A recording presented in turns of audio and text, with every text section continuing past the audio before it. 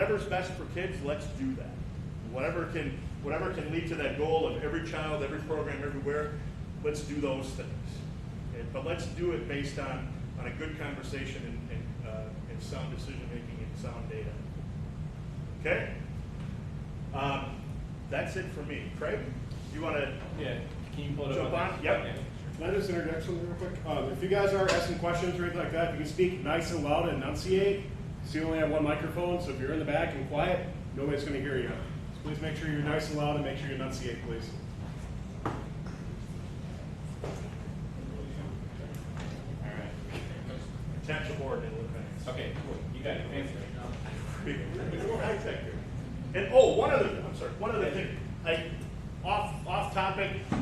When we're done, if you want a quick tour of our facility, this is, like I said, this is home base for Team 93. If you want a quick tour of our facilities to see what we've got going on here, I'd be more than willing to do that.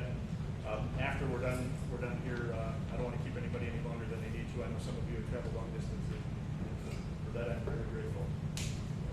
Thanks, John.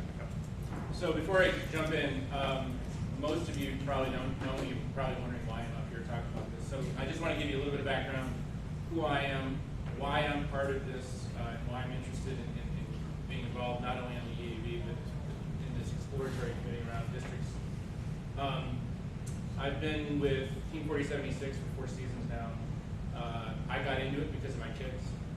I had one who's gone through the program, who's graduated out of the University of Minnesota. I've got another one who's a sophomore this year and finished the 2nd year of the program. And the moment I was exposed to the program, I said, this is something I have to be involved in. I'm an engineer by training. I've been in industry for 25 years. I do work at Johnson Controls, and so I have a dual role here. One is I am on the EAB because I'm part of Johnson Controls, and Johnson Controls is a sponsor of events, and my hope is that it will continue to be a big sponsor and maybe bigger than it is today. So I have a motivation there, but I also have a motivation because I've been around this program now for a few years and have been incredibly impressed by what it does for kids and the power it gives them in terms of what they take away when they leave high school and go on.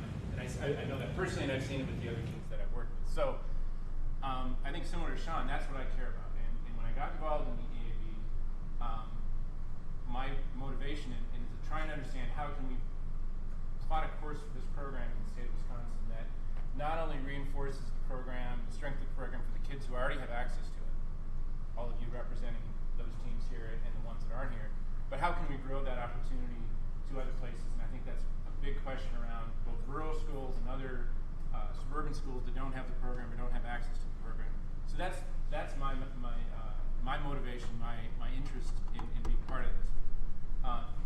Thing I will say before I jump into the presentation, I really appreciate as many people being here. Obviously, you being here on a Saturday out of the season when you probably have a lot of other things you could be doing on a beautiful day shows how much passion there is about this. So I really appreciate you guys are here. So thanks for taking the time. As Sean said, this is an attempt to be fairly objective about what would be the difference between going to a district model based on districts, an explanation of what that even is for those who don't know, versus the model we have now, which is based on regional. So, what is a district model? How is it different from what we do today? A rough comparison, and I'm going to tell you right now, it's a comparison. There's always information, I'm sure, that could be added to this to alter the point of view. I've had a lot of discussions with people who are involved in this model in other places to understand what they've done and how they've looked at it. So I'm sure as I put numbers up here, anybody can come in and pick on the numbers. The attempt here is not to be accurate down to the dollar, but really more orders of magnitude and rough numbers in terms of what we think it would take. If we were to go that route, some understanding of what we think it looks like in terms of organization and commitment around the state in order to do this and make it happen. And then the last thing, which you could call next steps, or at least it's our view of what could be the options of the way we could approach this for the state of Wisconsin. So the district model, and by the way, if this is hard to read, I don't know that we can go any bigger, but apologize for that. The district model, what is the district model? The idea, and this has been done in a lot of different parts of the country, most notably, probably for most, is the state of Michigan has been this way for several years now. The idea around districts is to, instead of having multiple regional events, which are relatively big, held in relatively large facilities with a fair amount of production value, shall we say, and largely hosted and staffed by the regional planning committee with a lot of involvement by FRC, would be moving to more but smaller events. So instead of the UW Panther Arena, you're in a relatively large high school gym, right? Instead of having the production value, the AV commitment, all the stuff that goes with the event in the UW Panther Arena, you move to smaller scale, locally sourced AV. I mean, let's just be clear, fairly less production value, which may or may not be an issue, but it's a fact.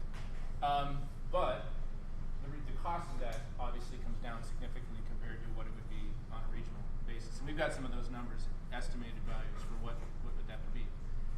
If you do that, in theory, then you're holding more smaller events. So instead of 55 to 60 teams at an event, you're capped probably 40 teams at an event. So somewhere between 35 and 40 teams at an event. And we'll talk a little bit about what that leads to. Most districts, when you have these multiple district events, they're almost treated as primers for then a district championship. The district championship then looks a lot more like what we think of as a regional today. So you're back to a larger venue, you're back to that production value, maybe not at the same level, but I think different places have done it different ways. But typically, everything feeds back to a district event, which then leads to district award winners and district champions for the event. The way then you shift from the only way of qualifying for Worlds being by winning either awards or a regional championship, you actually get rankings within that district. So depending on how you perform in the various district events, whether you do 1, 2, 3 events, and how you do in the district championship, there comes out a ranking, and essentially you're given an allotment. The district is given an allotment by FRC as to how many teams within the district can qualify for Worlds. And so it's essentially, even if you don't win a district event, even if you don't win a district championship, even if you don't win a chairman's award, you can still go to Worlds simply by having qualified based on point values, and that's how you do that can vary. But you get point values for how you perform in those events, whether you win or not. And then there's a ranking. So at the top 10, the top 15 teams, or whatever that number is, end up qualifying for Worlds. The $5,000 entry fee that you normally have, which gets you into one regional event today, under this model, the way it's been implemented on places, gets you into 2 events. So instead of the one regional event, $5,000 gets you qualified, paid for to go to 2 events, 2 district events. So the obvious implication of that, if you simply look at one metric that is very popular in this discussion, I think it is relevant, is the number of plays. You've got 2 things going for you. If you go to a regional event, we went to Duluth this year, you go to a regional event, especially an early one when they're still sorting out the game, you get 8 plays. And if you don't qualify for Saturday afternoon, you're done. And if that's the only event you go to, you get 8 plays. In this case, you're at least from a registration perspective, you're automatically put into 2 events. 2 events that are already smaller, by default, you're going to get more plays. So on average, instead of 8 to 10 plays per competition, they're looking at a minimum of 12 plays per competition. Times 2, you're getting 24 plays for your $5,000. That is an important metric, and that is a metric that is relevant and often cited as a reason to go to this. So let's just be clear about that. That is the biggest thing, one of the biggest things. You can participate if there are more than 2 district events, and typically you would launch with more than 2 district events in a district. If you are to, you can participate in that 3rd one. It's going to cost you extra money. So I think it's typically, we'll get into the numbers, another $1,000 gets you into a 3rd district event. And then at that point, though, the district championships becomes a small version of Worlds in the sense that, okay, I've qualified, I've got invited to go to the district championship. That's a whole other event, and now you're talking about going to an extra regional, $4,000, $4,000 to $5,000.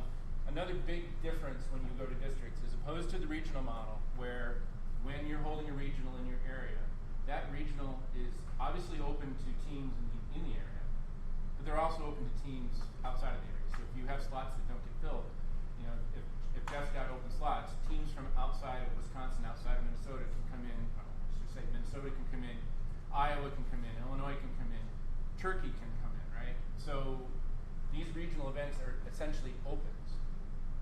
The districts are different. So when you hold a district event in Appleton East High School, because that's maybe where we would hold one, hypothetically, that event will be limited to people, to teams within the district. So this idea of competition coming from outside, well, that's typically how it's been done. Yeah. I see shaking heads. It's been done elsewhere where they allow, it doesn't count for your rankings, but they allow other teams in. To fill slots? To fill slots. Other districts. Other districts can come in and fill slots. I hadn't, the people I've talked to hadn't had that model, but I respect that. I mean, They did. every difference like that. It was used fairly heavily last season. A lot of slots were filled for Okay. playing time. So obviously some flexibility in that. So in a sense, that's a rough definition of what a district situation would be. Before I go on to anything else, are there questions about that? Because I'm not going to, obviously, I'm not going to claim that my knowledge is comprehensive. So if other people have things to add around that to give color to it or flexibility to it. Right. The district event, you didn't really get into that. I think one of the other lures is that it's a 2-day event, not a 3.5-day event. Right. So typically for the people that volunteer, it's less time commitment to go to a district model because they don't have to take as much time from work. Yeah. So that's the only other aspect. And that's a good point. And I know in some places they do run them as 2 events, and they also will potentially run them as Saturday, Sunday events, as opposed to Friday, Saturday, or Thursday, Friday type stuff.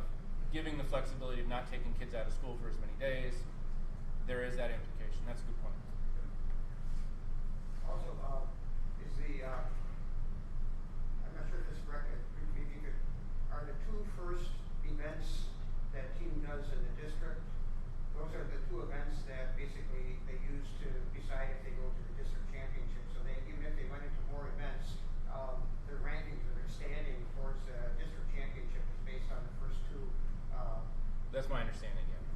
Right. The extra would simply be something you discretionary do. So they can do more events, but you're still, You're based on those, and I think there's again, I'm sure maybe different in other places. One model is that your main event is the one that's closest to you. So based on where you are relative to where these district events are held, you have your primary and your secondary based on proximity, and those are the ones that will count for. yeah. However, if you decide that you want to go, at least as of 2017, if you want to do a regional, and you basically, if you are a winner at the regional, you can advance the championship based on being a winner at those outside I would regionals. assume so, yeah. I would assume You just can't get the Not chairman's or engineering inspiration. Anything you do at a regional still carries the same value. as Right, would- except for you can't go engineering inspiration or chairman's at other regionals. Anybody else? Okay. It says on there that district championship is an additional cost. Can you say approximately how much? I'll tell you in a second. Take the numbers. 4,000. So it would be like going to an extra regional. So again, an attempt to break this down in a little more detail from the financial perspective. Looking, and I'll go through the columns individually. Looking at the regional model, team registration fee $5,000. That gets you that one event. Now you can go to more events if you want, but again, just to reiterate a couple things. Regional event, typically 50 to 60 teams, not always. Sometimes they're smaller. But I think in our experience, typically 50 to 60 teams, 8 to 10 matches per competition. The cost to sponsor and hold a regional is somewhere between $100,000 and $150,000. And so the planning committees are responsible for gathering sponsorships to run those events. So if you add that up across a 2 regional environment, you're talking about somewhere in between $225,000 $275,000 between those 2 regionals to make that happen. Typically, they're happening in relatively large events or large arenas, and as I said, there's a pretty high and pretty consistent level of production value associated with that in terms of everything: the AV, the staging. Obviously, the game pieces, the game itself, the game field is identical, so there is no change there. But the the trappings around that. And I first of all, so people will assume when I say that, may assume that I'm just, making that a big deal. I think that's a point of discussion, is what is the value of the production value in terms of the eyes of the students? How much of their enjoyment of these competitions is driven beyond the participation with the robot in the competition simply by being present in a pretty cool atmosphere. And I think that's something that needs to be considered as we look at this. I think travel is going to be a little bit of a funny discussion here because it all depends on where you're coming from and where you're going, right? If you're sitting at home and you can go home and sleep in your house because you got a regional in your back door, it's one thing. But if you're going to 2 regionals and you're taking buses and getting hotel rooms and paying for food, for both of those, I think, so this conversation about travel, I think, is a tricky one. We have to be cognizant of. Obviously you can go into other events in the regional model. The second regional would be $4,000, and if you go to championships, it's a $5,000 fee. Looking at the district model, it's the same $5,000. Where that money goes is split up differently than it is in the other. So $1,000 of that $5,000 gets routed into the district management organization. $4,000 goes to FRC to deal with the baseline costs of executing the game. That $5,000 gets you, as I said earlier, gets you the 2 district events. Typically, those are limited to about 40 teams. Typically, there are about 12 matches per competition. If you look at sponsorship costs, and this is where things will start to vary. Depending on where you're going, it will be higher or lower. The rough numbers I'm being told when I talk to people who are doing this, typically you're in that $25,000 range to hold this competition at a facility like a high school gym or the equivalent of it in terms of size and space and access. So, your sponsorships for that event, you're not looking for as much money as you are if you're looking for regional. Now you're going to run more, and depending on where these events are being held, sponsors may not be as interested depending on where those events are being held. And I'll interject editorially. I work for Johnson Controls. Johnson Controls is very interested in sponsoring an event in Milwaukee. If we held a district event in Wausau, would they be as interested in sponsoring an event in Wausau? Well, maybe, maybe not. It depends on what the motivation is and why they're sponsoring the event in the first place. So I think that's a fair point. You're not looking for as much money per event, but access to money may be challenged depending where you are. If you do a district championship, you are then going back to sponsors and looking for money for those events, much as you would for a regional event. So if you rack up that total, and this is based on an assumption that you're probably running 3 district events plus a district championship, you're probably looking for somewhere between $175,000 and $200,000 from sponsors, but distributed amongst 4 events versus distributed amongst 2 events in two places. Again, as I said, typically large high school or small college gymnasiums. The production values are low to moderate. It's going to be based on what you're going to source locally, and that's part of what gets you be able to reduce the overall budget. So travel, in theory, travel should be less. If you aggregated everybody's travel to go to these events, even though you're holding more, maybe they're not having to go as far. If you're going down to 2-day events from 3.5-day events, you're at least cutting off 1 night of hotels. And maybe the opportunity to have, for some teams to have events where they don't even have to get on a bus and go anywhere that's local, that goes up. I would say that this is hypothetical and unproven. We would have to run the model to see what that really looks like. Again, as I said, when you are doing districts, you can do a third, $1,000 to $1,500, depending on how you set it up. You can do a regional. That regional, just like it would be if you had a second regional, you've already paid your $5,000, so it's $4,000 for a second regional. So that was, John, what you were talking about. If you went outside the district, district championships, if you qualify, $4,000 plus travel. World championships, same as you would be otherwise. So if you qualify through the rankings, or if you qualify through a regional participation, you're still paying the $5,000. So in a lot of ways, it's very similar. The biggest difference is in this model is you're getting 2 events for your entry fee, but they're smaller events. may or may not be closer to you than regionals you're already participating.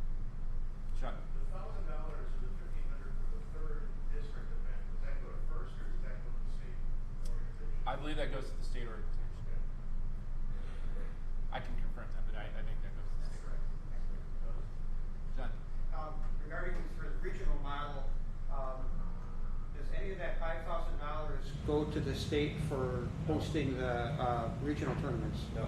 So that sponsorship cost, that 150 to 100 to 150 is all basically from sponsors then? Yes. Correct. Whereas for the district models, those are basically the costs, so you could actually say that of those 175 to 200,000, right off the bat, you might have, if you had 50 teams participating. So there is a cost that's not in there, which is we did the Byron Field, right? Yes.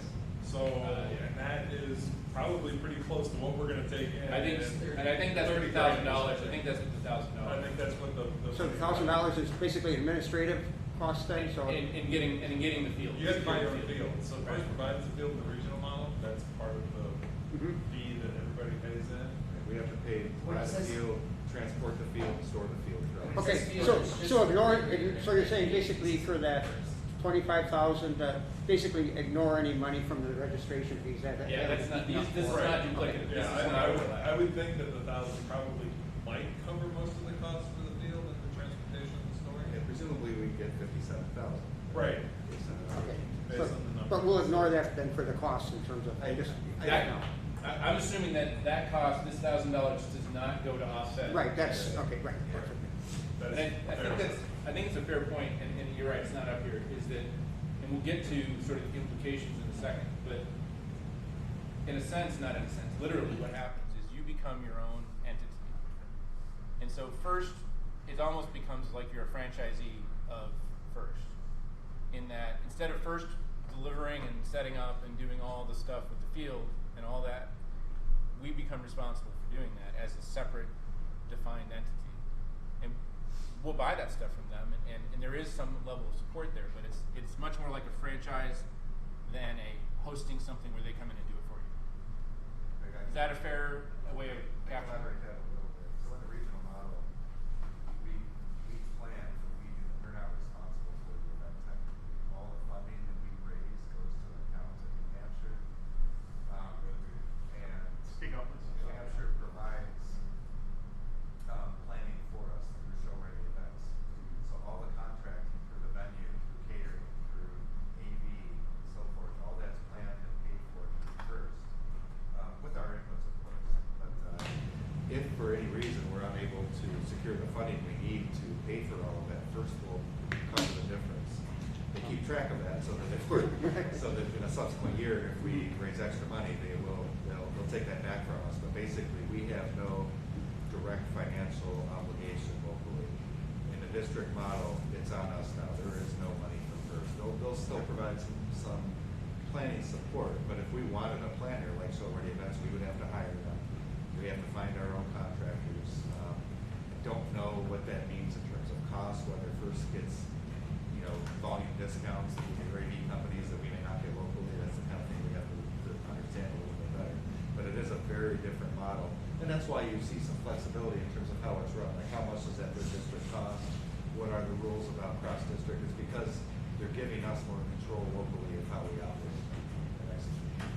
Eric, you I have a could be question? wrong, but I believe that the district championship is run like regional, so I think show-ready events, at least from what I've seen, does. It's an option. Yeah, If we can choose to hire show-ready, but we have to pay them. Okay.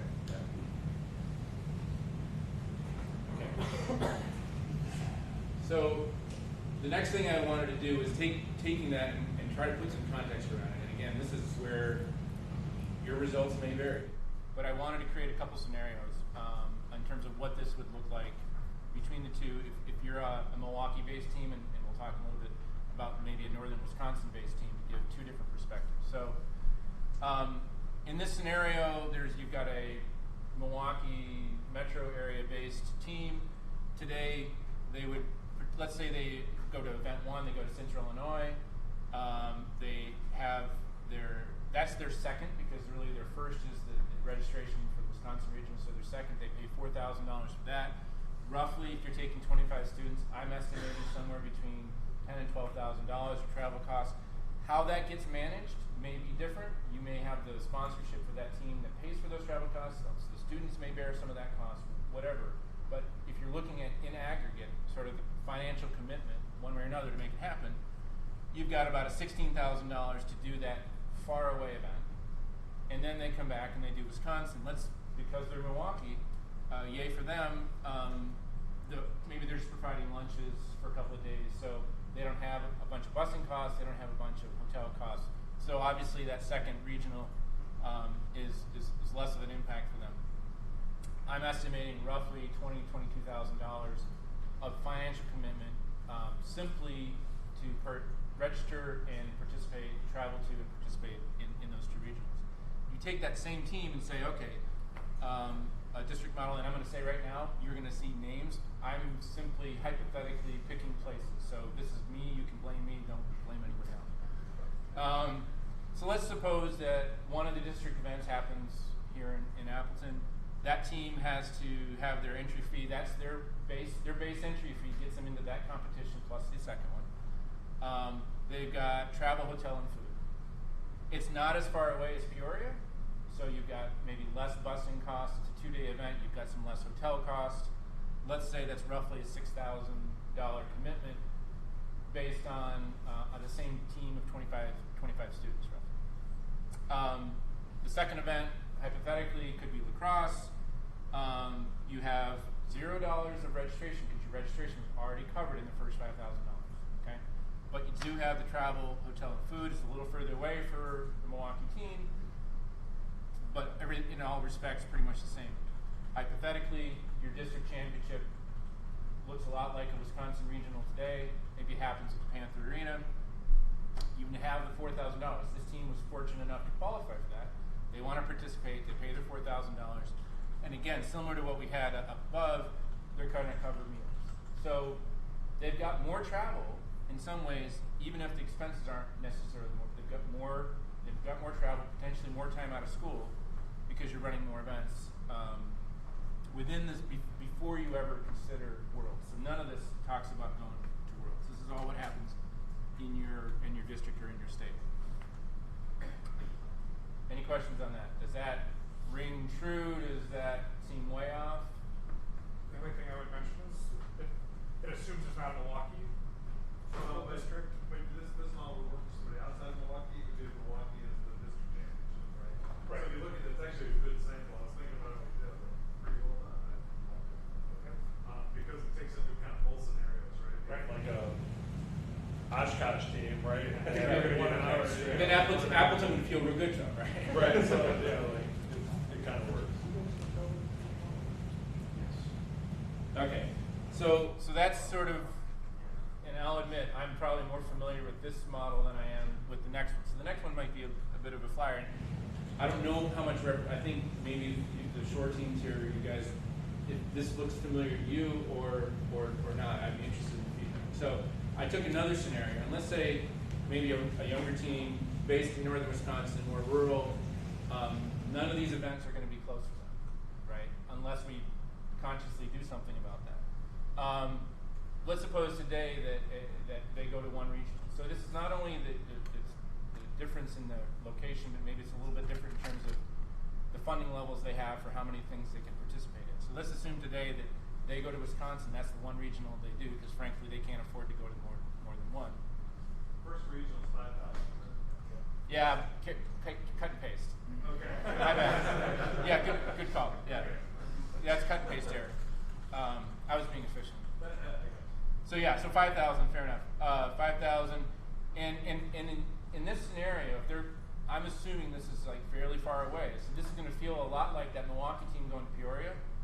A team from northern Wisconsin going to Milwaukee is going to feel about the same way from a travel, lodging, number of nights in hotels, et cetera, et cetera.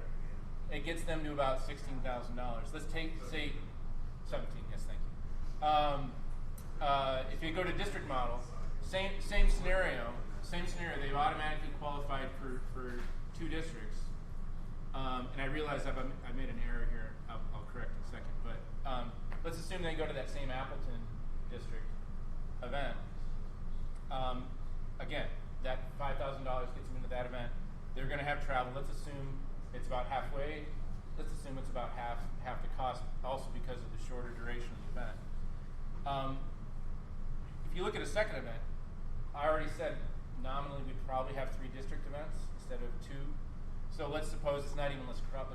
Maybe it's somewhere further north. I'm thinking my geography where that might be, but Stevensburg, whatever. Anybody, insert name here. So Hurley, yeah, there you go. Ashland, we'll go to Ashland. So the second, there's still going to be travel costs because probably, if you're a rural northern Wisconsin team, it's very likely that you're not going to have a district event right in your backyard. You're going to have to go somewhere, right? So this could be 8,000, this could be 6,000, it could be 5,000, depending on how far they're going. It's going to be somewhere in the ballpark, total, about the same as them participating in one regional. So in this case, you're getting 2 events, literally for the same investment that you're getting if you go to the one event today. I'm sure we could quibble about the numbers, but that's rough. So in that scenario, you guys project, and for the teams that are more familiar with this model than I would be, I'm happy to hear what you think in terms of this makes sense or not. Just ballparking the numbers, that's right about there. Yeah. But I'm not sure that number of miles traveled is quite as big of an impact as what's shown here, but definitely where the hotel or where the city is will. So Milwaukee lodging is going to be more for sure than Appleton. Well, and some of the reflection on the difference in travel cost is the distance, because I mean, miles traveled, depending if you're using coach lines or you're using school buses, whatever, there is going to be that. But I think for me, the bigger delta is the bigger chunky stuff is the hotel. Right. One night less of 25 kids plus mentors in the hotel is a big chunk. I would almost argue that you could even, some teams, depending on how far away that district is, you could do down to 1 hotel night, because if it's an hour or 2 hours away, you could drive in morning of, versus you go to a far away regional, you're taking the whole team for all 3 nights. Right, but you don't want to paint the best case scenario. Yeah, for sure. Right? So like, just to be fair, because then somebody's going to be like, we didn't take into account maybe, right? And that's why I like the scenario, because it kind of takes the worst account. Yep. How many district events do you think will be, if we went to districts, how many would there be available? So, I think that's to be determined. I think the going an assumption that there's at least 3. I think you can do the math on 57 teams, and you'd really, I don't think you could do it with 2. So you'd have to do at least 3. And then I think to the point that was made earlier, if you have space available, allowing teams from Minnesota to come in or wherever, coming in and filling in the extra spots in those to get a good balance is probably what you do. Typically, the states I've seen transition go from the number of regionals to the double number of districts. Right. So if we have 2 regionals, that would potentially be 4 districts. But my only question there is looking at how many on our regions today, what percentage of teams are Wisconsin-based teams versus teams outside Yeah, of we it? have to be aware that a lot of our spots are filled by Minnesota teams today, and if Minnesota doesn't go districts, then that wouldn't happen. So 3 is probably the likely starting number, and then it would grow based on the Kevin? But if everybody's guaranteed 2 plays and we're gonna cap it at 40, we're already at 57. And if we were to go next year, we're gonna be at 60. Likely 2 years, we're certainly gonna be over 60, so that's 120 plays. So you need 40 spots in each, so that's 3 to start with. So you're gonna need that 4th. You'll be going forward. It would go pretty soon. It would happen quickly. For those of you who are here, if you had the option to play a 3rd event for $1,000, how many of you think your teams would? Yeah. There you go. So now take your 57, not times 2, but times 3. Right. But again, you're building a worst case scenario, so Yeah. people are going to do. Well, and I think you're absolutely right. The math says that. What I would say is when we talk about what it takes, is how much do you want to bite off before when you go out of the gate, and then versus do it right and then scale as fast as you can. This is purely hypothetical because we're not districts, but we go to districts, district events in other districts now open up to us. There's a district right in Escanaba, and if you can get on your knees and beg Gale to let you in, because she's super stingy about Michigan district events, like for those northern teams, that $1,000 to get to Escanaba is a lot better than that $1,000 to get to Milwaukee. You're right. For northern Wisconsin. For northern Wisconsin. Yeah, even, right. even for, I mean, for Oshkosh, I mean, it's almost a horse piece to go to Milwaukee, or, I mean, it's obviously a little bit farther to go to Escanaba, but if, you know, For some teams, for a team in Marinette, it would feel pretty good, right? yeah. It would be a discussion for one of these and that before. No, absolutely, but I'm just saying, but like, or if you wanted to do a travel regional, you go to, or Quebec, you go to Detroit, you go into Indiana, you go compete with these teams that you couldn't compete with before, unless they came to Wisconsin. Yeah. I would think as let's just say the number of team grows and such, you would be more likely to have an event closer to where your team is. I would hope that as more, let's just say they double from 60, we have 120 teams, and hopefully more in more areas being represented and such. There's be hopefully a better chance of an event very close to you. Yeah, John. And I think that's, well, I'll tell you my point of view on that question. After the number of plays question, to me, that would be one of the more compelling reasons to do this, is if you can increase the number of events and improve the distribution of those events in terms of how easy it is for teams to get there. I think that's another, in terms of teams that don't even exist today, does that make it more attractive for a school or an area? The value whether to do it or not becomes maybe greater too. I think that's a big question. Does anybody know if Indiana increased when they're going to district? Because the problem with using Michigan is the state funding, right? So you don't want to base it on their numbers. So Indiana is kind of like us, right? They had so many teams in the district. They suddenly see a jump, or did they kind of make They it? actually lost teams this year. They Yeah. lost 2 teams, I think 2 or 3. So I mean, I don't think that districts is never going to jump your enrollment, right? I think that's going to have more to do with the stuff you do with the state.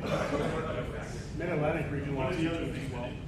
North Carolina. One of the other things that Indiana had was a history with IRI and the ability to pull together off-season and held it in the high school gymnasium. They had some infrastructure in place with a lot of very key volunteer roles filled already. So the leap to them going to districts was fairly simple. Full disclosure, Illinois was planning to jump to districts the same time Indiana was, and they chose not to. We've had conversations, and a group of us from the EAB have had conversations with Dan Green from Illinois, with Bruce and Jan Newendorf from Iowa, and with Mark Lawrence and Lori Shimzu and Ken Rosen from Minnesota about, if we make this leap, can we do it together? Can we do this upper Midwest district? We're trying to explore, and in all honesty, it is a true district exploration committee. We're trying to explore all our different options, including working with those states around us. A number of years ago, Dan pulled some of us from Wisconsin aside and said, hey, be prepared, because states around you are going to start jumping to districts. And if they do that, and you have one regional event to go to, you're going to struggle to find a second regional event to go to without traveling long distances. You're talking Missouri or Denver or Queen City or wherever. So this conversation is not exclusive to Wisconsin. It's happening other places as well.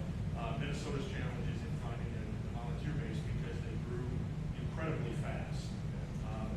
And that's a testament to some of the leadership they have in Penn State and how they grew. But they're not quite ready either. And when we make decisions regarding this as the EAB, we need to consider our neighbors. We need to be considerate to them and consider them. We've even had discussions about if we do this upper Midwest district, what happens to the 3 teams in North Dakota? That puts them in a real jam as well. And maybe a way to absorb them. And a lot of things are transpiring and being explored in terms of our options here. So keep that in mind too. All right, so just to keep things moving along, this is again, I'm sure there's ways to slice and dice this that will vary from this is again a typical approach to what we would have to do, and in terms of making this happen, some of the actions you would take. As I said earlier, you become your own entity, right? It becomes a separate defined entity. First, Wisconsin is no longer just a region in which First participates. We become our own franchisee, if you will, of First, with a dedicated 501c3, typically board of directors, some paid positions around executive director, full-time activities. I think another big issue and a big challenge with this, and this is based on the conversations I've had with people, including Michigan, where it's typically considered an unqualified success. You go and you have a conversation with them. What are the biggest challenges? One of the biggest challenges around the volunteer base. You're running more events. A lot of these events maybe are in places that aren't as concentrated with skilled people. With Milwaukee, you've got access to a lot of volunteers, and I think we still sometimes struggle. I don't know. I don't want to speak for Jeff, but the feedback I hear, I'll even say from Michigan, is one, getting the number of volunteers. They have some rules around teams are forced to provide volunteers. That may or may not really happen, depending on, there's a rhetoric there that may not be true. But not only the volunteers just in mass to do the basic functions you have around safety glasses and guiding and queuing and all that stuff, but the skilled volunteers. In terms of the number of people, you're now responsible for your own volunteer base. So FTAs, head refs, and all these sorts of things. The model I've heard typically is that there's some people within the district who become sort of dedicated, and you look to them to do multiple events. But then the people that are going to support them are going to be sourced locally. And getting those people trained and capable to be credible and get the same level of support, the same level of delivery to the competition that you would typically get in a regional is not a trivial thing. So when I asked Gail Elpert in Michigan, I said, what was the biggest challenge you had in making this happen? It was getting the skilled volunteer base, even when they started with 6 or 7 events, and as they scale that up, train the trainer, right? You got to train people in these areas, these disparate areas, to become qualified themselves, and then be able to build their own volunteer base. So I think this is a challenge because you're doing more events and of where they are. And I don't want to. I was running 1259 half, and having been on the regional committee for a while, I can tell you we come down to a week before the event, and we're like calling 537, asking if they got people to fill the event. That's ridiculous, but it's literally that difficult to find volunteers, and that's what scares me the most about going to a district model is that I think we would lose a lot of that. Like I don't know that the state's prepared to shoulder that load. They haven't showcased it yet, and so everybody says they want to do it, but nobody's shown that they're willing to do it. So that would be the biggest risk for me going into it.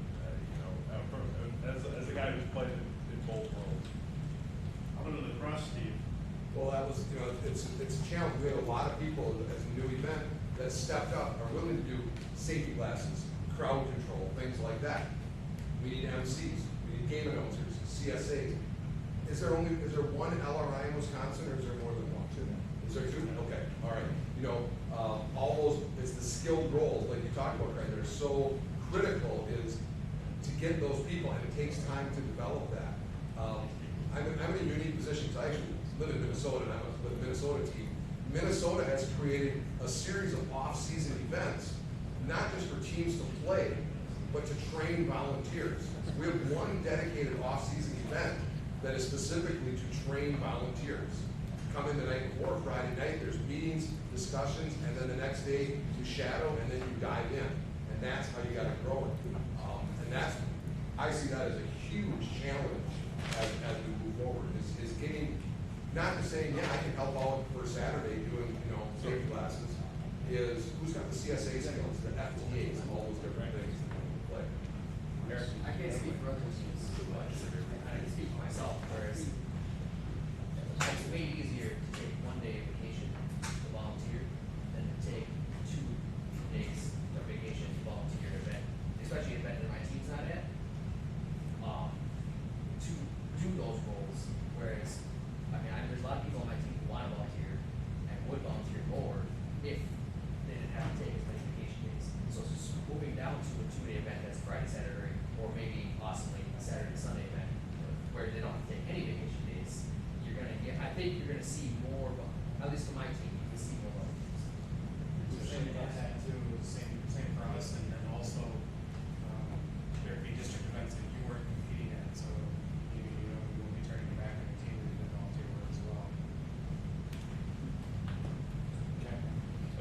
So obviously a lot of energy around that, and I think it's however this goes forward, if we choose to go this way, is understanding how to stand that part of it up day one and be prepared for that. I think we have to have our eyes wide open about what that's going to take. And I alluded to this earlier around sponsorship support. You know, in aggregate, you could say, well, you're actually looking for less money than you're already securing today, and that's strictly in financial terms, that's probably true. The question is, I do think, is where that money comes from. And if you're, as I mentioned, I use the hypothetical of Johnson Controls. Johnson Controls is a global company, but a heavy emphasis on community within the Milwaukee area because of where we have our people. Are they? Let's forget Ashland or Stevens Point. Let's talk about Appleton, the hypothetical Appleton district. Am I going to go get the same kind of commitment from Johnson Controls to sponsor something in Appleton? I don't know. It's certainly not a given. It wouldn't be as much as it would be for Milwaukee. Are there going to be companies here, if there's an event here, that haven't come to the table for other stuff, for these other regionals, that are now all of a sudden interested in kicking in $5,000 or $8,000 for an Appleton event? I don't know. I think that's another thing that we would need to really explore, and probably may drive where we choose to put the events, based on the base of sponsorship you might have access to in those places. Or they might have a chance to say, we're going to contribute. This money is going to be used to district events all through the state, so even though their money is helping to do Appleton, they can also advertise at Wisconsin, at Milwaukee, to say that they're part of their contributor to the program. So they're not necessarily, that's the You way to might get find them. that some of your sponsors will force us to earmark that money to their Apple area. I work at GE. GE sponsors the event because it's in their backyard, and GE people, employees volunteer at the event, and the teams are from the area. I have a feeling that they would probably say, I don't want my money going to lacrosse. Okay. Right? How does Michigan handle that? Okay, but It's just that Okay, there are but- many but- examples. wait a minute, but Championship, if they- which would be good, right? I mean, Championship would probably be fine. But if they knew that your Milwaukee team that you're going to, they need that lacrosse event to, that's helping them. That's part of it too. So it's not just, But it's not a it's helping that Milwaukee team. They're helping, Yeah, and on the flip side, Appleton, actually, there might be a really good local sponsor here. Right. It's the reason you guys all have red shirts on. I would look at There might be some benefits of that as well. And I think on a local level, it might be a little bit easier. You might get a lot more small size ones, like that 1,000, 1,500 range. Like you go out and look on a football field or a sports field all the local towns.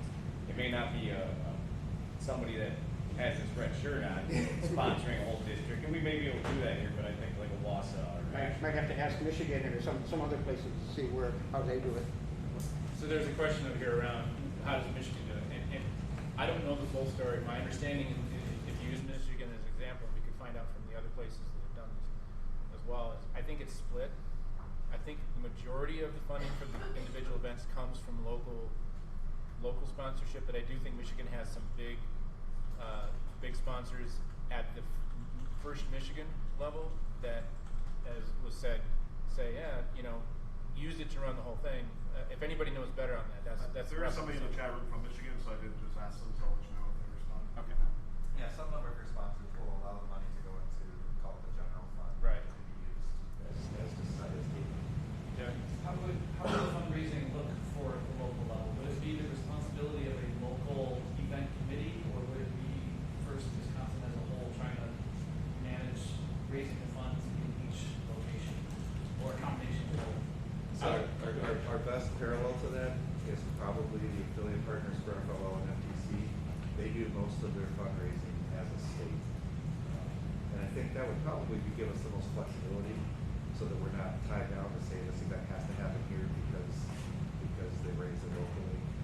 So, as part of this board of directors, amongst other things, will be responsible for the fundraising activities. And there will probably be some, hey, guys in Appleton, can you see what you can wrangle up locally? But I think ultimately it would be ideal to have a single fund for all operations. Again, talking to the folks in Michigan as an example, a lot of the dedicated resources, when I say staff, paid or volunteer, is simply some of it's dedicated to fundraising because you can do what you can at the state level or the district level, but access to those donors at the district level, if you're in Appleton, or if you're up in Ashland, theoretically, you're gonna have to have people local to be able to do that, right? It could be a combination, but I think simply the logistics of managing the event planning, I think is a split thing too. It's split between this organization, but it's also split by who's gonna be the person driving it local. You can't do it all from one, you can't all do it from across or whatever. If I can answer from that too. So, Yeah. Richard Wallace, you know, we get these on average shows in Michigan. He said that when they had a local district in St. Joe's, they got sponsorship from local firms. East District is coordinating. East District has a coordinating group that develops its own local sponsors, and First in Michigan takes care of training key volunteers and fields, while local groups do most of the rest. Does that answer your question? Thank you for that question, or that answer. All right. So the question on reasonable base of teams to support the district model. I think if you take as a juxtaposition the situation in Wisconsin, 57, let's assume 60 teams at least, if we were to go to this, versus Minnesota with north of 200 and some teams. The general rule of thumb is starting with 80 plus teams is a good place to go because you can have enough events, gives you enough diversity of location, you can spread those events around.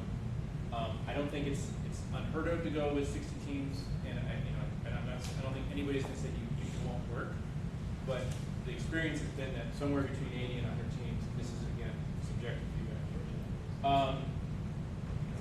The idea of capping it at 40 teams per event based on the size of the venue, and based on the idea that one of the biggest value here is getting more plays. It's typically seen as a rule of thumb, so you're planning the number of events as we kind of did the mental math earlier. Saying, well, let's just do 50 team events. Well, no, it kind of undoes the value of these in the first place. And then, as was brought up, executing successful off-season events is really, if you can do that, it's seen as a barometer of the potential for success. And I think there's probably multiple reasons. One is the level of engagement, the level of interest beyond the traditional build of competition season, one.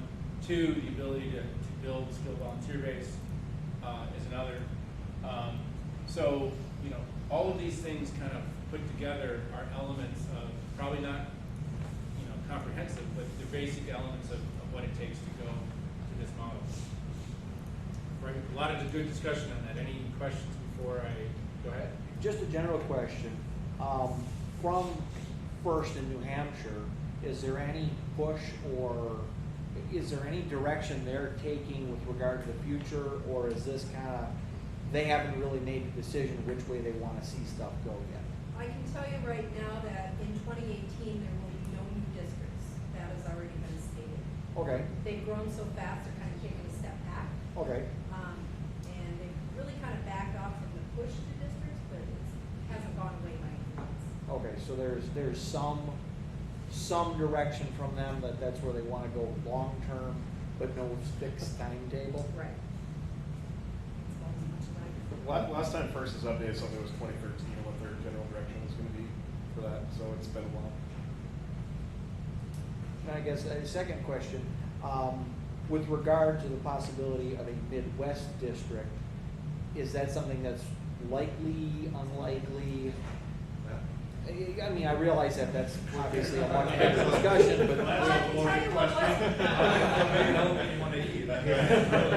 can comment what was proposed. I mean, in the discussions we've had with Iowa and Minnesota and Illinois,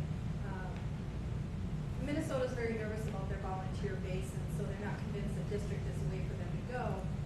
They have suggested two headquarters about something called an Uber regional, in terms of, not totally going district, but let's look at some kind of happy medium where we can offer more plays. Maybe we could start plays on Thursday afternoon instead of making it a full practice day. So, these are just kind of all discussions that we're trying to have to make it work for everybody instead of just district versus regional.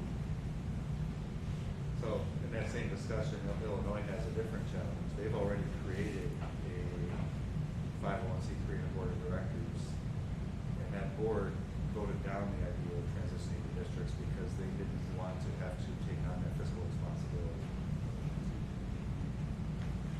have one question quick, 'cause, so let's say first in Wisconsin becomes its own district, is there an opportunity at a future time to grow that district to add additional areas? Sure. Or was it on this? It's your own franchise. It's what you're doing at that time. John, question? Yeah, are districts inevitable, or is it, can this model work?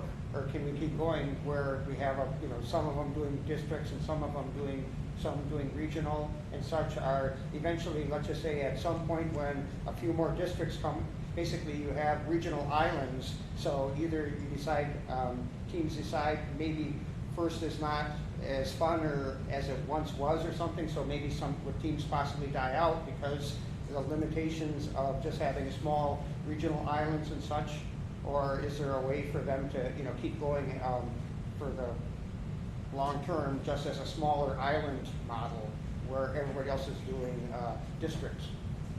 I think that's a good question. I think when I consider this, that's one of the things that is, I don't know if it's inevitable, but it's definitely potential. So if you go with the model we have today, let's assume the team base in Wisconsin grows at the same rate it has been. You've got 2 regional events.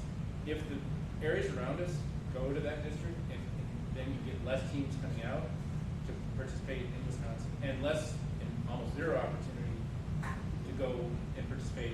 For instance, we go to Duluth. Let's suppose all of a sudden that's no longer available to us.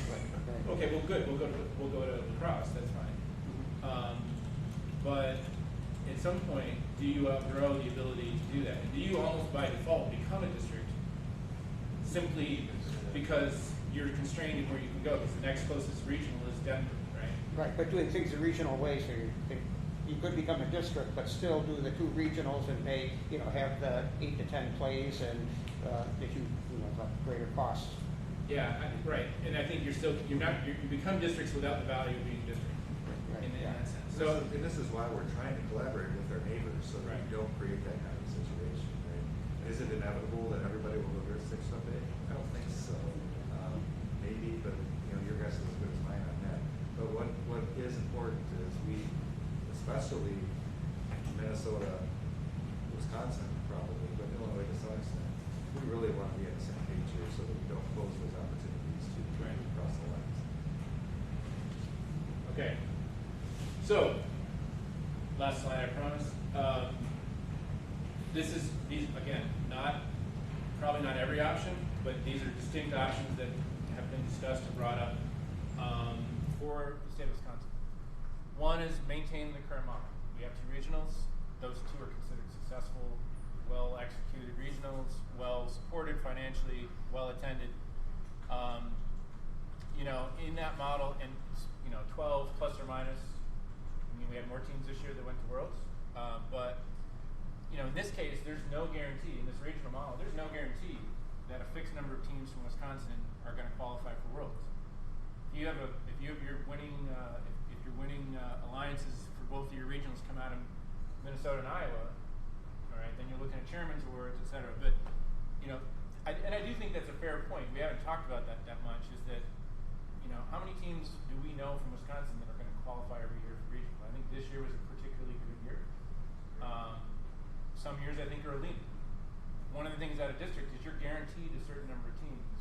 First, we'll guarantee those spots based on your size of your district relative to the total population of teams. You continue operating this budget, nominally $250,000, running them the way we have been. This is a little bit editorial in mind, so hopefully I'm maintaining objectivity. The model there works today. Will it work when we're at 100 teams? Will it work when we're at 110 teams? And what will you have to do? We need a 3rd regional at that point. And if you do that, what are the implications of cost of that? Because it is lumpy, right? The cost of doing a regional is lumpy. You add a 3rd one, you're bringing in a whole other chunk of money. And then the number of matches. So if you simply look at it as a team, you simply look at, I'm making an X investment to participate, and I'm going to get Y plays out of that. Dollars per play, that is a metric that some teams, and I think rightly so, can look at in terms of the value to their students. Another approach, another option would be to pursue the district model. So is what we've been talking about. At least 3, with no more than 40%, 40 teams. Nominally closed to outside participation. Obviously maybe there's some flexibility to do that to fill if teams want to and you need it. The potential to run a district championship. By the way, I don't think you're not obligated to run a district championship. You can simply have teams ranked based on their district participation, and then that's how you qualify for going to World. So this is a decision we could make. I think most districts do have a championship, but not all. Total budget, gets into that $175,000 range, assuming 3 districts. Again, the production value is going to be different, going to be locally sourced. The organization to do that, I think, is a lot different than what we had today around the financial entity as well as any paid support at the district level. The volunteer base, as we discussed, is probably the single biggest challenge from what I've been told about that, as well as maintaining sponsorship and finding sponsors for those more local events. And then the third one has been brought up in the last half an hour, is have that conversation with Minnesota, Illinois, Iowa, potentially others, to say, what does a bigger district look like? So maybe going on our own isn't the best way to do this. Maybe there's opportunities to collaborate with other areas that are looking at the same thing.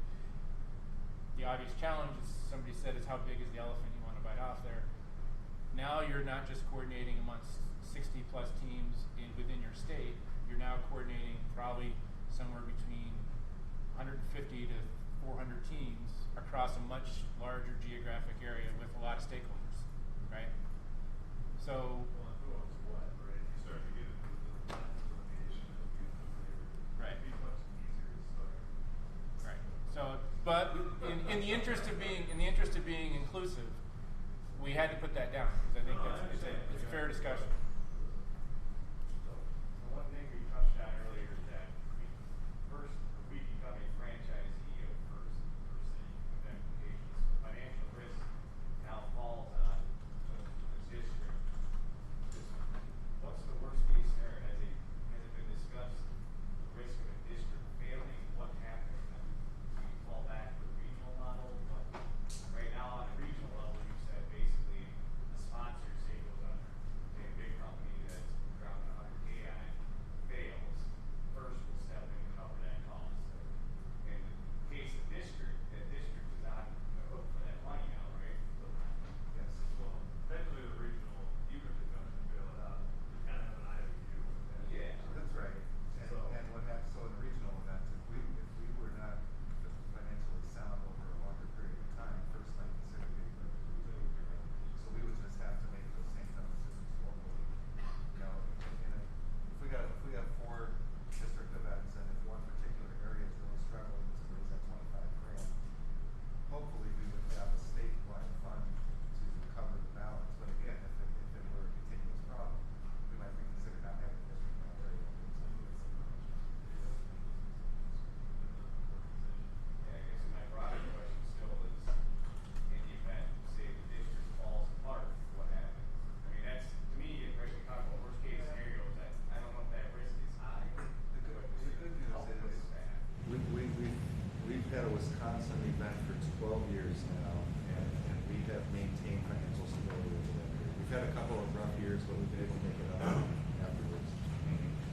If the economy takes a dump, right, and GE and Rockwell go under, not very likely scenario, but then that would put the whole program in jeopardy. But it would anyway. Even Yeah, if it would affect It FRC. would put the whole thing in jeopardy nationwide, not just Wisconsin. Yeah. First is gonna make sure that you don't fail. I mean, they want to see the finances before you go here. So we're estimating it would take probably around $250,000 to pull off a regional model every year. I can tell you pretty confidently, First is gonna wanna see double that in a bank account somewhere to make sure that you have the resources that, okay, you get through your first year, but what happens in successive years? All right. So that's what I've got. Hopefully that was informative. I think there's a lot of good discussion. I know, Sean, you've got some further stuff to do, maybe some breakouts and stuff. But if there's any last questions, Eric. I don't really have a question, but we didn't touch on it. When you do districts, events go to 2 days, so you don't have a practice day. So on practice day, you get that at your facility now. You get X number of hours the week of your events. Take your robot out of the bag, assuming we still have bags in the future, you know. To work on your robot at home, which is nice because all your tools are here, you can't forget something. You don't have people coming to your pit asking you questions when you're trying to focus on fixing your robot, stuff like that. You don't have the lead robot inspector breathing down your neck, hey, you gotta get inspected, gotta get inspected. But that's part of the fun. Welcome to real life. Thanks, that's a good point, Eric. I have 4 questions. Uh-oh. Is there any reason why a regional can't go Friday through Sunday? I know That's the regional or- districts go like Monday, New York does. events go Monday. New York does it? New York does. With the regional system, is there any reason why Wisconsin can't get a state championship? No, No, I think Minnesota does. Minnesota doesn't. No, but it doesn't. Minnesota's a little different because they have the Minnesota, the high school league, Yeah, which is totally different from WIAA. WIAA is athletics, period, plain and simple, that's it. So you would have to have some other organization, and it could be, it could be us that puts together a state championship. Minnesota High School League is anything and everything, debate, forensics, drama, sports, it's everything, and robotics got rolled into that. So they've got support, kind of a state level organization that's already there to help support that kind of And Sean, program. if But I'm again, there's no reason why we couldn't do it here. If I'm correct, that event actually happens after Worlds. It does. It's next Saturday. Yeah, it's next weekend. Right, Yeah. so it's coming up. So in a sense, they do it, but if there's no connection in terms of feeding to Worlds participation. It's technically, it's an off-season event. Right. How many states have districts? 20. Are all the laws? No. Probably 20 different. What was the ones. And some are not just states, some are regions. There's some. You got Well, Pacific Northwest, which is, You got Northeastern District. It's not necessarily the state. Yes. What we haven't touched on was the fact that at each event, there's, the computers, the audio visual, that's the expense of equipment. I'm assuming that if we go district, we would be responsible for that. Maintaining it, making sure it's not broken. I mean, that's. You got a smaller scale, it would be. It's not that when you expensive. hire that, otherwise you wouldn't buy it. Contracted out, that's what's factored into those costs that were shown. The first equipment is still provided by FRC. Right, I mean. The field system comes from first. Right. But the stuff around it, I think, is something managed by. So we have to build basic field, we have to maintain it, store it, transport it. And when something breaks, Gotta buy another. no. I mean, are you, by saving cost on an event, are you shooting yourself in the foot down the road by getting costs? Big picture, it's the same problem, it's just who's responsible for it. Plus you have to have technical help, right? Yes. First provides that technical The help. one role that first provides in the regional model is the FDA. We would have to become independent on Mike? So if the district owns a field, does that field, State of the field.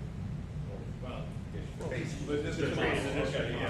capital D district. okay, right, like, so in an organization, if we purchase our own field, would that field at some point become available for teams? So, we host a Meet Zero event, Harvest Fest runs each year, we take our field to make sure FML regional. It gets assigned out, it's Charge whatever we want.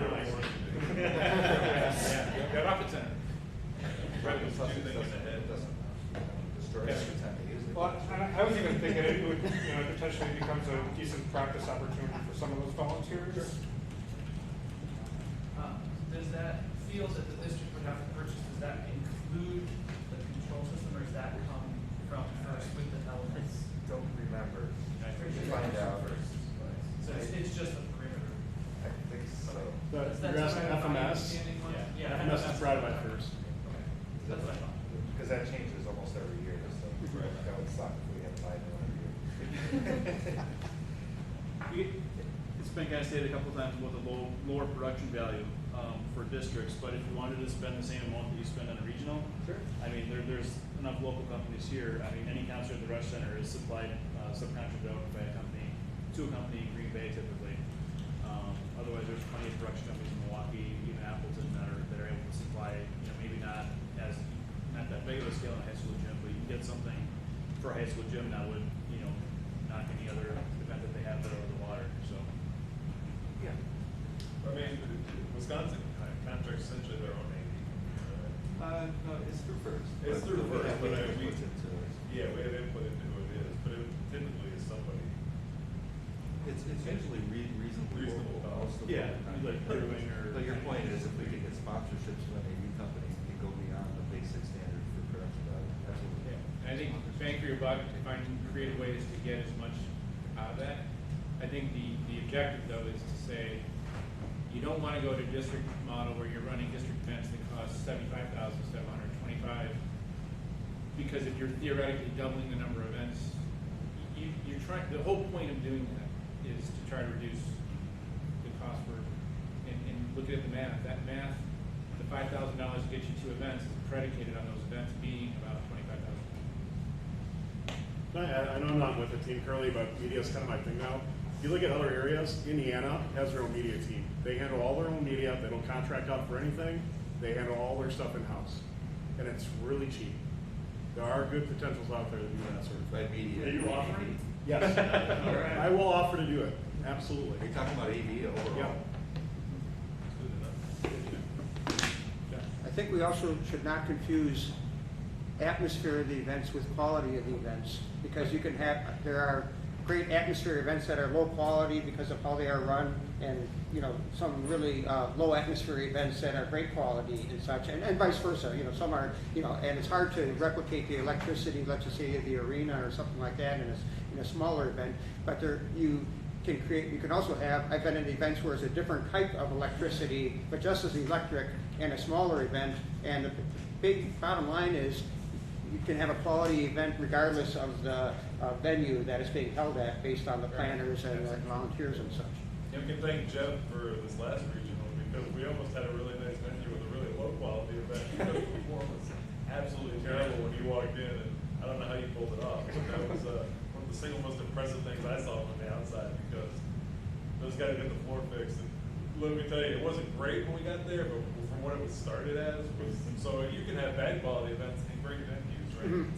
I think the Houston Championship is what people were referring to last time I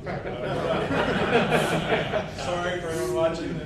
But at the same time, like, you know, so yeah, you're right. It's not the, you know, you make it with what you have available.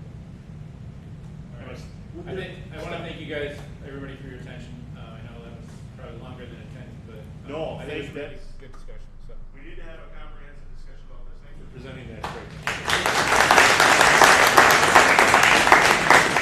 I'm going to flip the agenda a little bit. We've had a lot of whole group conversation already, which is good. That's why we're here. Let's take a 15-minute break. Everybody can get up, stretch. If you need to go to the bathroom, grab a bottle of water or some snacks, whatever, please do. And then we'll come back in here at, let's say, 20 to 3. What I want to do is have you break into smaller groups, so we're not having this whole conversation. Smaller groups, and talk about, you know, what are the pros and cons. You've learned a lot about, hopefully now, understand the difference between districts and regionals a little bit more. Okay.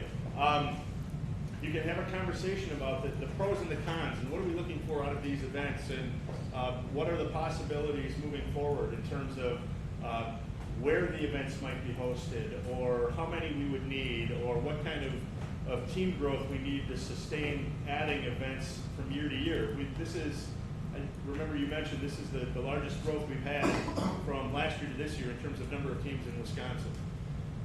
From last year to this year, and that's a testament to Dwayne and Melody and Catherine Jones, another member of our EAB, really beating the bushes and getting information out to school districts about what FRC is all about. And we We hope to continue that.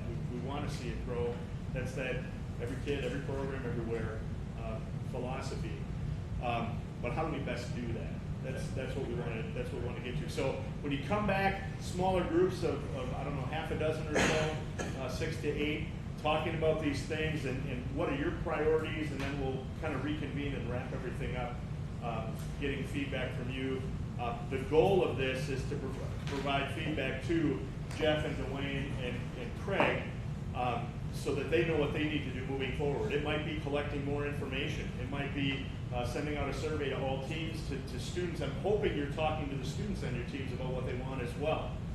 Because you may find that they say, you know what, I'd dig a district event in my gymnasium. That'd be kind of cool. Or they'd say, nah, I like the Rocks concert atmosphere of Panther Arena. I don't know what kids think. I'm a teacher for 21 years. I'm still trying to figure it out. But we need to be engaging with them too, because this is their program. This is for them. So like I said, take a 15-minute break. Come back about 22, quarter 2. Break into small groups and have those conversations. All right. Oh, is that, yeah, this is not fun.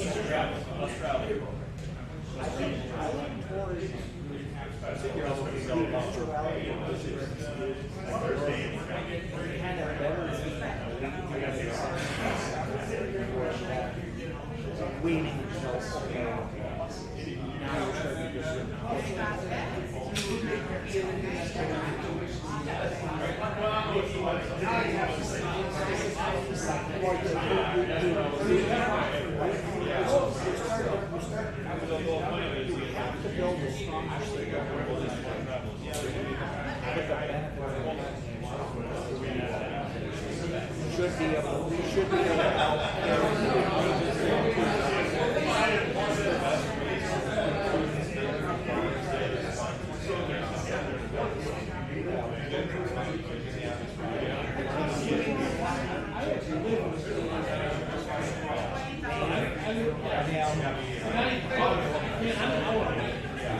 I'm 45 minutes away.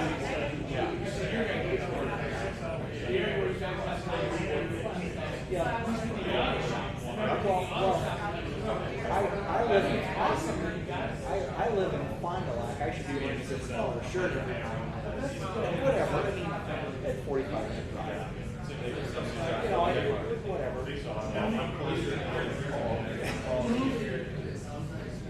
You gotta do things for yourself. But the other thing that I look at is, okay, from our I just imagine the possibility. You're still not going to get okay, I'm going to do district championship. What is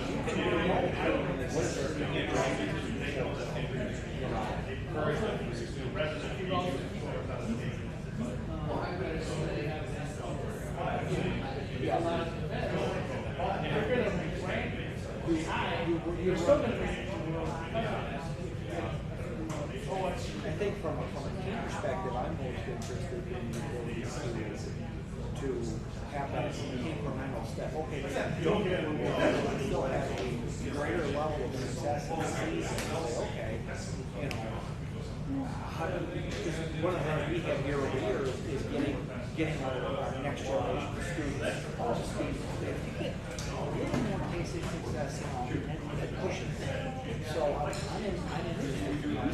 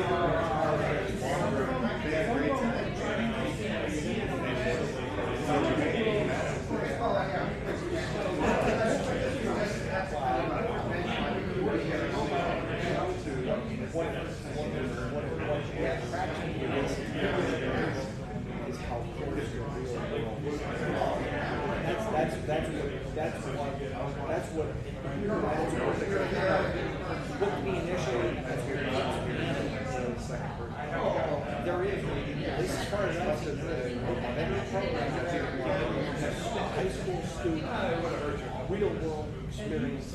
Yeah, I came up and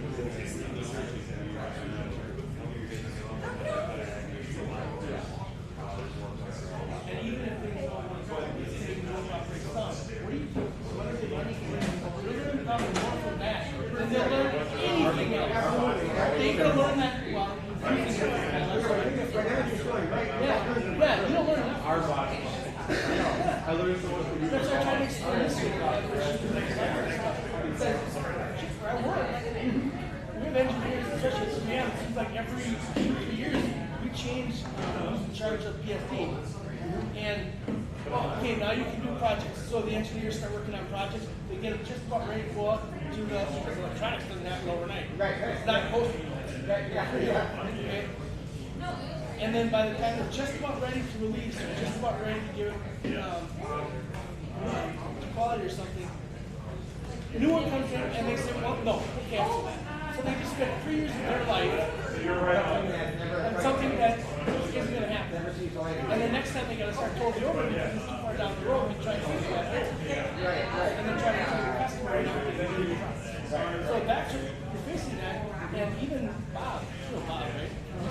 Yeah, the teacher, he said when he went to STEM stuff is when companies were talking to him, he said that's almost the biggest thing that they hear from some of those companies.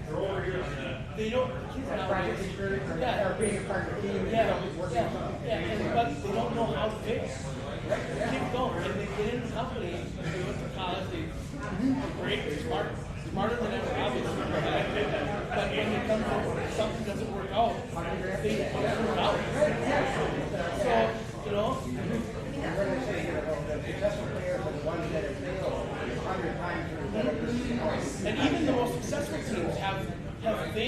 here and there, that's something. That's a part of the process. And that's so much, that's why this program is so integral, so much. So even though This year for us, we removed a lot of student area, and part of that area we expanded moving space, we got rid of space that we call sculptures now. So basically, where we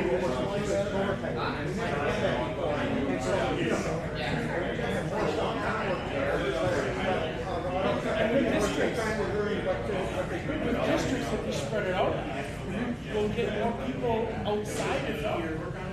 We all know it so much and we love it. But we have a lot of people out there that have no idea that this even exists. And I talk to people, they go to church and stuff, and they're like, oh, that's really cool. How you involved in something like that? Yeah, they have no idea. And then the team in town. The team is there.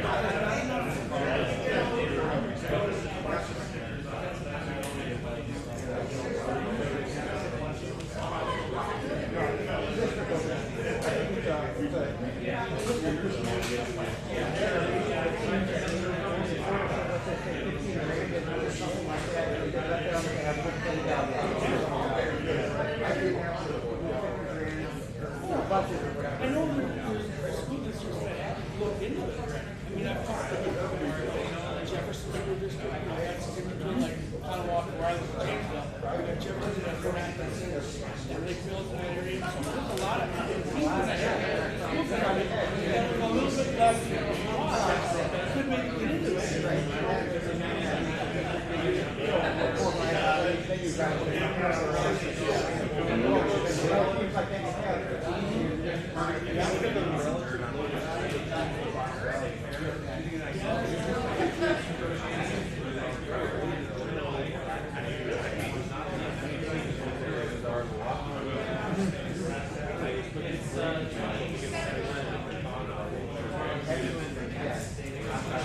Would the field be available?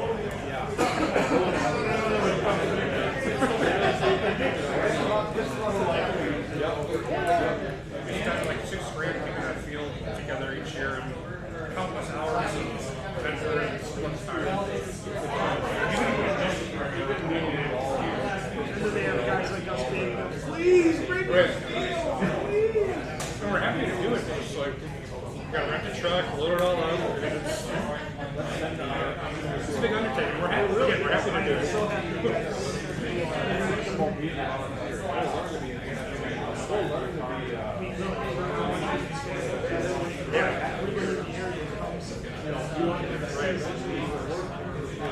Yeah, it's great that our organization, that you guys have been able to. It's exciting.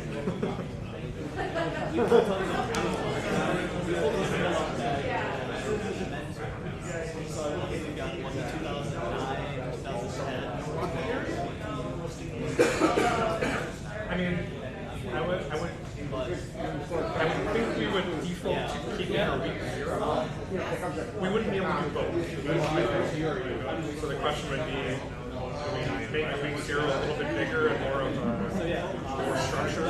Right now, it's kind of free for all to practice.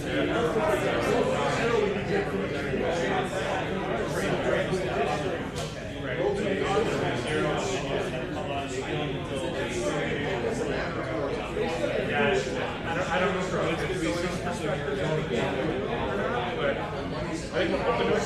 I know Brookfield East is, they would really like the host that we have. And like, I don't see us trying to get away with that. Yeah, I don't know.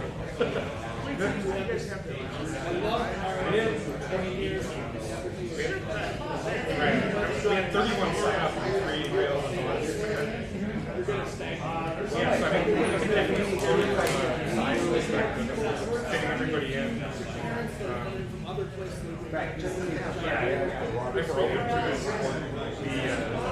The thing I have is with the field is that the mentors that support the field are all 3 of them are, they don't have kids on the team anymore. I don't think they're in danger of leaving, but at some point, you know, one or two of them fall,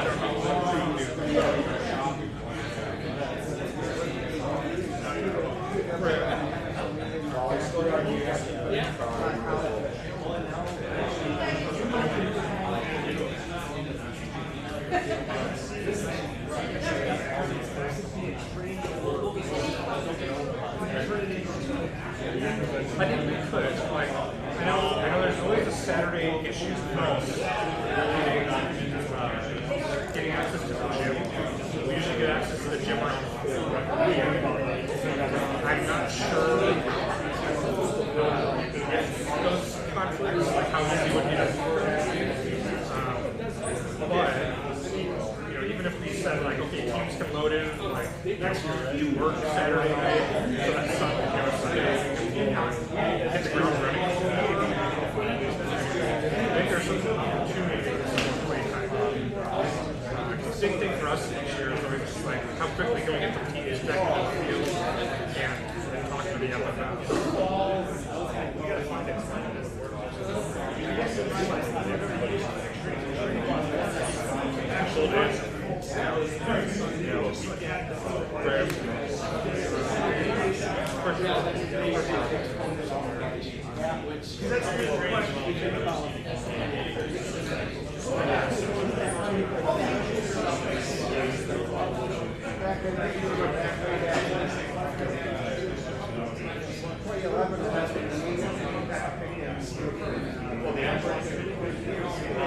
Yeah, that's cool.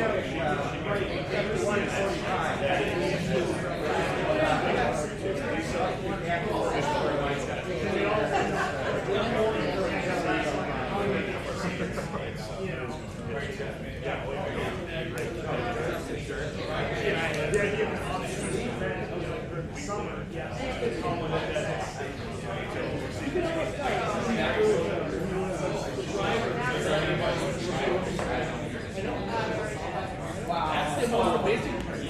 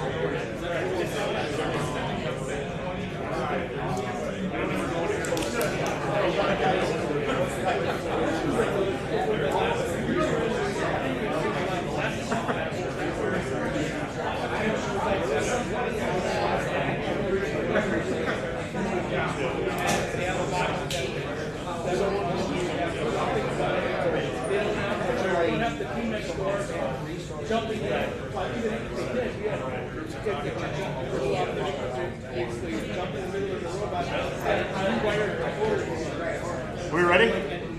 Hey, it's about 1:45.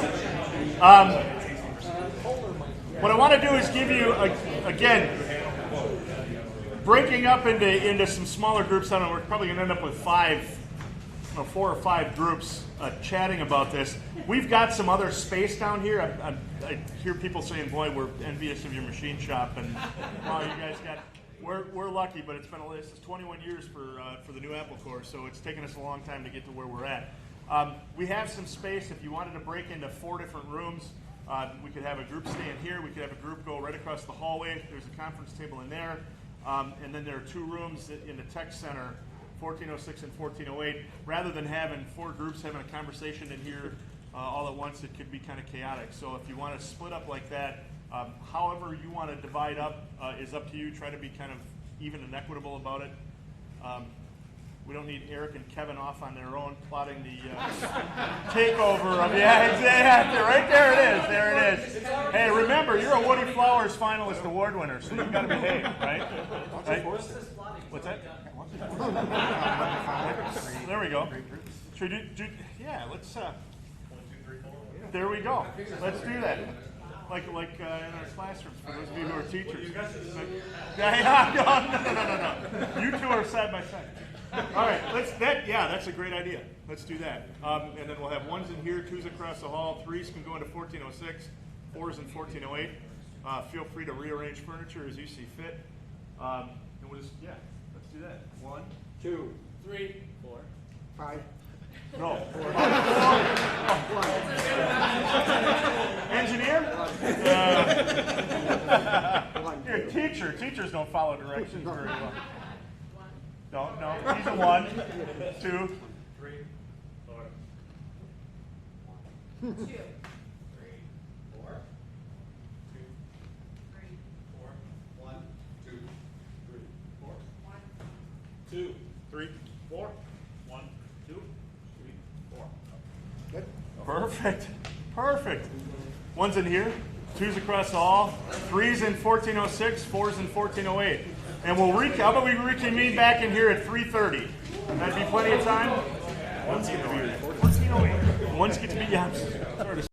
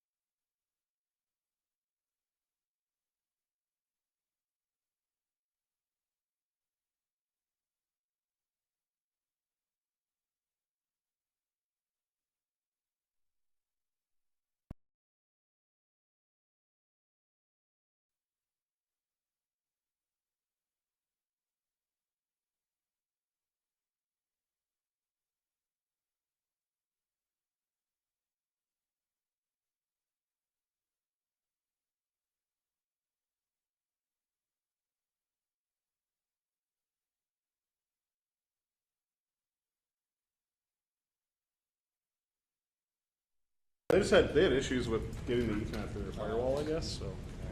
Tyler's just going to use this as how many people on the show?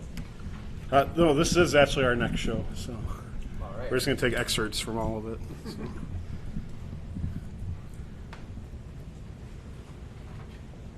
Here, I'll start. And action. Where should we start? Well, what are we actually discussing? Yeah. Districts. Should we go through these like scenarios? They had issues with getting the Ethernet through their firewall, I guess. Sure. Tyler's just going to use this as how many people on the show? I like that. No, this is actually.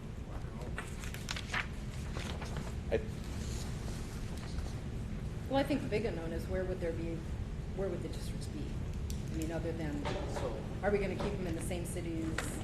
Would we keep them in the same cities? So we have regionals like La Crosse and Milwaukee, and then potentially a third one somewhere, or would they be? If you look at the distribution, Yeah. on that map that, I don't know who posted it, but some guy from Wisconsin. Greg. Greg.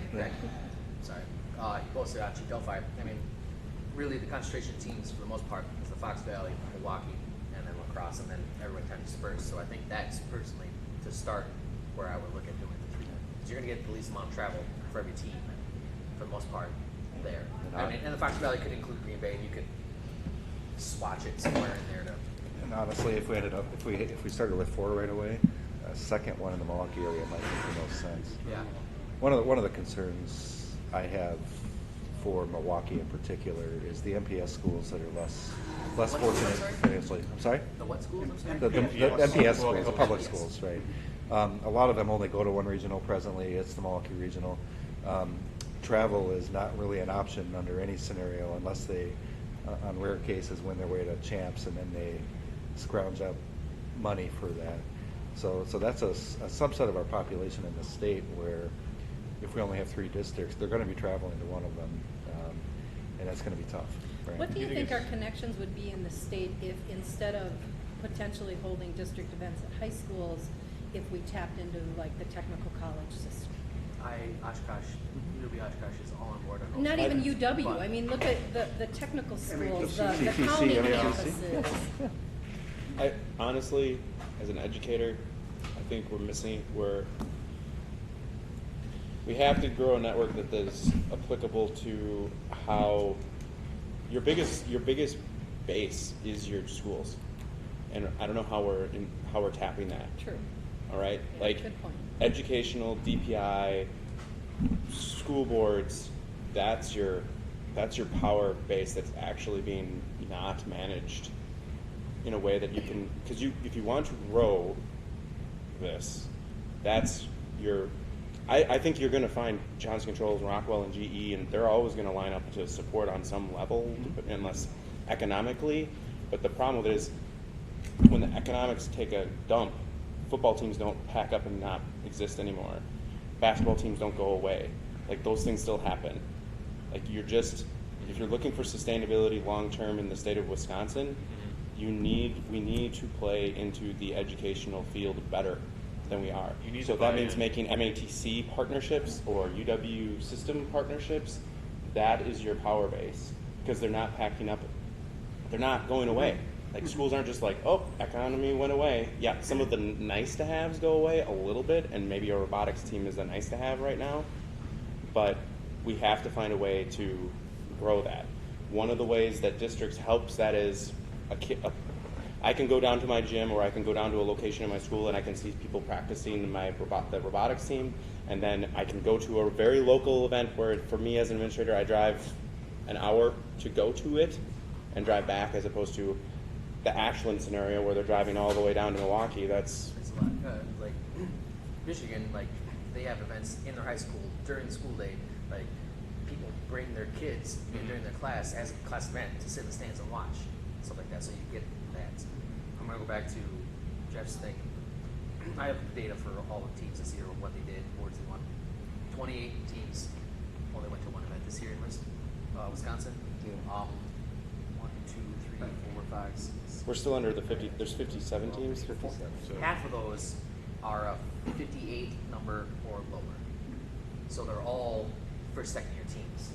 First, second year teams traditionally only ever go to one. But I agree with you that I've heard that argument before, that Milwaukee teams don't. Well, I'm not sure it's an argument. It's just a consideration. It's a reality. It's more of an issue, I know, but it is solvable. I know well, if you look at UPS and Riverside, both of those teams did regionals beyond Wisconsin where they had to travel for them, and both of those went to the championships too. And they're all Milwaukee schools, public schools. Yeah, those UPS I would say is an exception from the MPS challenges in general. And Riverside also. Riverside just started two events this year or last year, and it happened because they won. They were finalists in Wisconsin a couple of years back, and they got their principals so engaged that they managed to get unplanned funding to go down. That's it. Maybe that's just maybe they have to blaze the trail and just have to open things up. I mean, if we're talking about going to pick your ideal spot for a smaller venue to hold this, why not at Tech College? Your machine shop is right there. Tech College can show off all their stuff to the kids and try to get people You gotta to come assume there that they too. have the space for it, not all tech schools. No, not all. I have mean, it. That's why I said like a UWO. couple that I'm nearby don't have a gym or something. We hold Little League regionals there, but that would be the biggest they could do. But I know there's some. In fact, some of the regional events now are at locations that are similar to, like, they might be even at technical colleges. I know, like in Central Illinois, that was at Bradley, which is on the same level of a technical. You know, that isn't much more than a technical. You know, as far as the size and scale, that's kind of that could. So you could actually have the same. Additionally, ambiance, you know, additionally, your when you regionals are might be at, there you're using as those well as educational technical. facilities, those upper level, you have a volunteer base. Yeah. Get the fraternities, get the sororities, get the ITEA, get the TECA, get the Skills USA, get whatever organizations that we feel that we want to associate ourselves with, and get them there for a day or two as for volunteers. Talk to the teachers and the professors and get their buy-in, and they offer extra credit to students who go volunteer, whatever they want to do. Get somebody there. Because I have a team alumni who stopped by 2 days ago, and she's up at University of Minnesota Duluth, and she's like, yeah, 4 of the judges at University of Duluth were her design professors. So they're already obviously tapping or finding people who are interested. We got to try to emulate or use those resources. Tech schools often don't have gyms with bleachers. That's a problem. And bleacher rental can blow your budget like really fast. So that's a challenge. Whereas the state schools that have sporting teams are more likely to have the right kind of venue. I mean, or you can go to. I mean, we're up here. You know, we could go to St. Norbert's, or we could go to. You know, there's those types of. You know, Carroll College. You could go into those private schools if you wanted to. You know, there's all kinds of venues. I'm honestly saying, though, this gives them an opportunity to show off their school, and it gives them an opportunity to get funding back with their students coming in. Yeah, we've been talking like a Bradley. Yeah. Well, you know, if they had the venue, they would jump all over it, right? The WCTC would do this in a heartbeat, but they don't have the right place for it. Right. So I'm just, you know, I think that's a vein. I don't know how much it's been explored in the past, Melody or Jeff, in terms of, you know, partnering with higher ed or whatever, but I think it's part of the strategy of the EAB. It's a huge untapped potential from scholarship providers on up. Yep, it's. For sure. I mean, if it's the lens, and I'm with Sean on the lens. If it's about what's best for kids, and that's always what we use as our barometer. And it's not about that we don't have that potential. The trick is making the connection with the right person at the institution. Right, we need door and openers. That's the challenge. When at the high school level, in terms of engaging principals and superintendents, that's what the team development committee has been going after big time. Personal phone calls to 500 superintendents across the school, the state. Right? So get a local team to go. I mean, we do. Yep. We stock at the school board meeting for Baldur's, Two Rivers, Michigan. That's what we need, because most of the local schools, there's a couple that we haven't yet because we don't have. You know, we've got one kid coming from the school, so they're not going to waste our time on it. There's only so much 2 or 3 people in Milwaukee can do, right? So we need that kind of help. Yeah. The other problem is, and I think this is, and maybe I'm wrong, but I just feel like it's what I hear. I went to Worlds just as a complete exploratory experience, but my principal was like, if we want to get better, you got to go to the place that's going to make you get better. Go to Worlds. So we went, took professional development and went down there, and it was consistently, who's the access point in the school, like the teacher, the boot on the ground experience. How many of the 57 schools or 57 teams in our state have boots on the ground in the schools that they're affiliated with? That I want to. Do we have that data at all?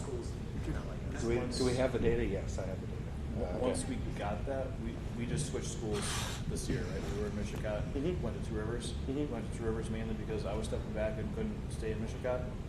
Or I was stepping back and I was the one kind of holding it together there because of the headaches that we had with the administration there. We got to Two Rivers. The teacher who took over as lead, or taught there, he was the boot on the ground. And our enrollment, we got 15 new rookies from that school. I mean, having that is huge. Most schools actually do have some or teams have some school representation. I think there are 2 that I'm aware of that don't in the state. Okay. We use the school district in Oshkosh for insurance and getting the kids out of school. But we have a teacher who she works in that we pay, but she's a Fond du Lac teacher.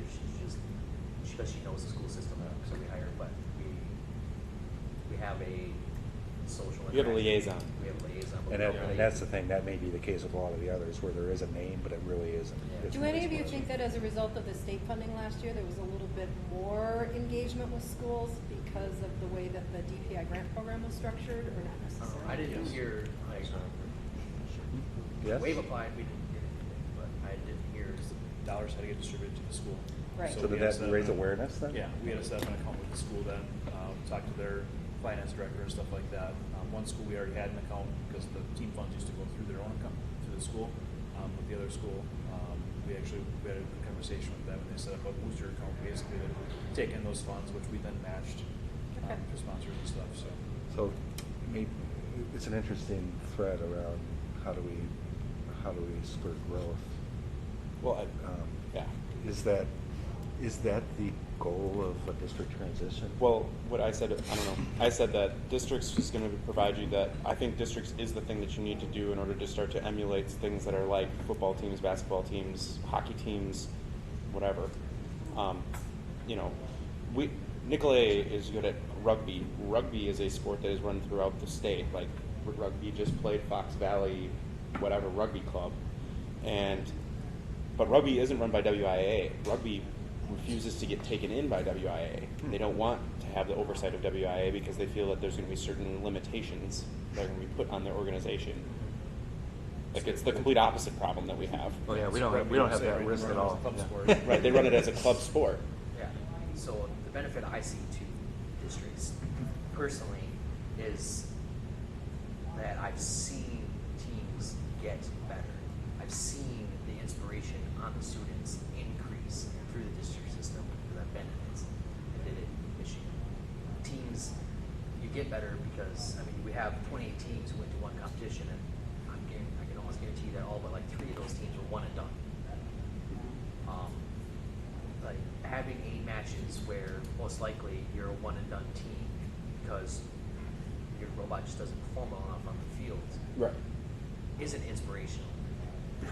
Being able to then take the lessons learned at that competition and use it at your next one and seeing yourself improve is inspirational. Being able, teams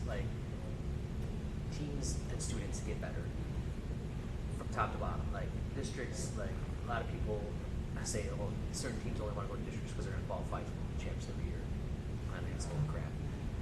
I want to see districts because I want the floor to rise. I want 12 qualification matches because I want to be able to use this thing that I spent countless hundreds of hours every year ignoring my family to work with these high school students that I have no affiliation with besides the team we're on. I want to see that.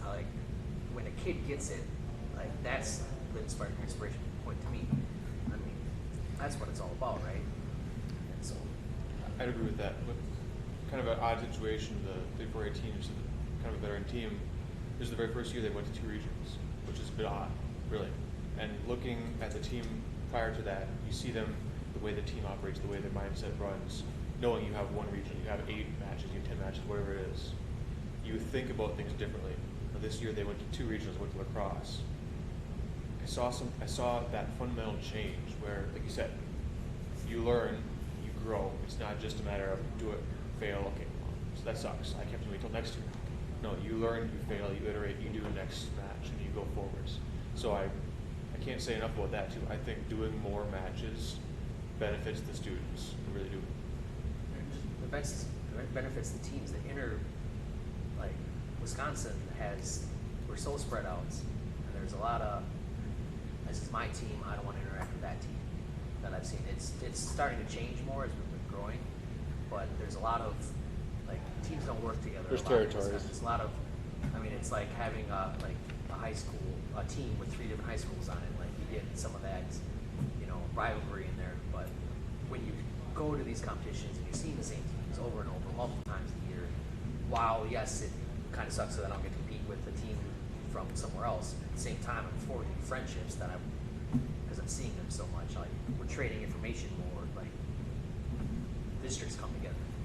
It's emphasizing greater professionalism and being able to reach out to those who you're going to compete with and against a lot.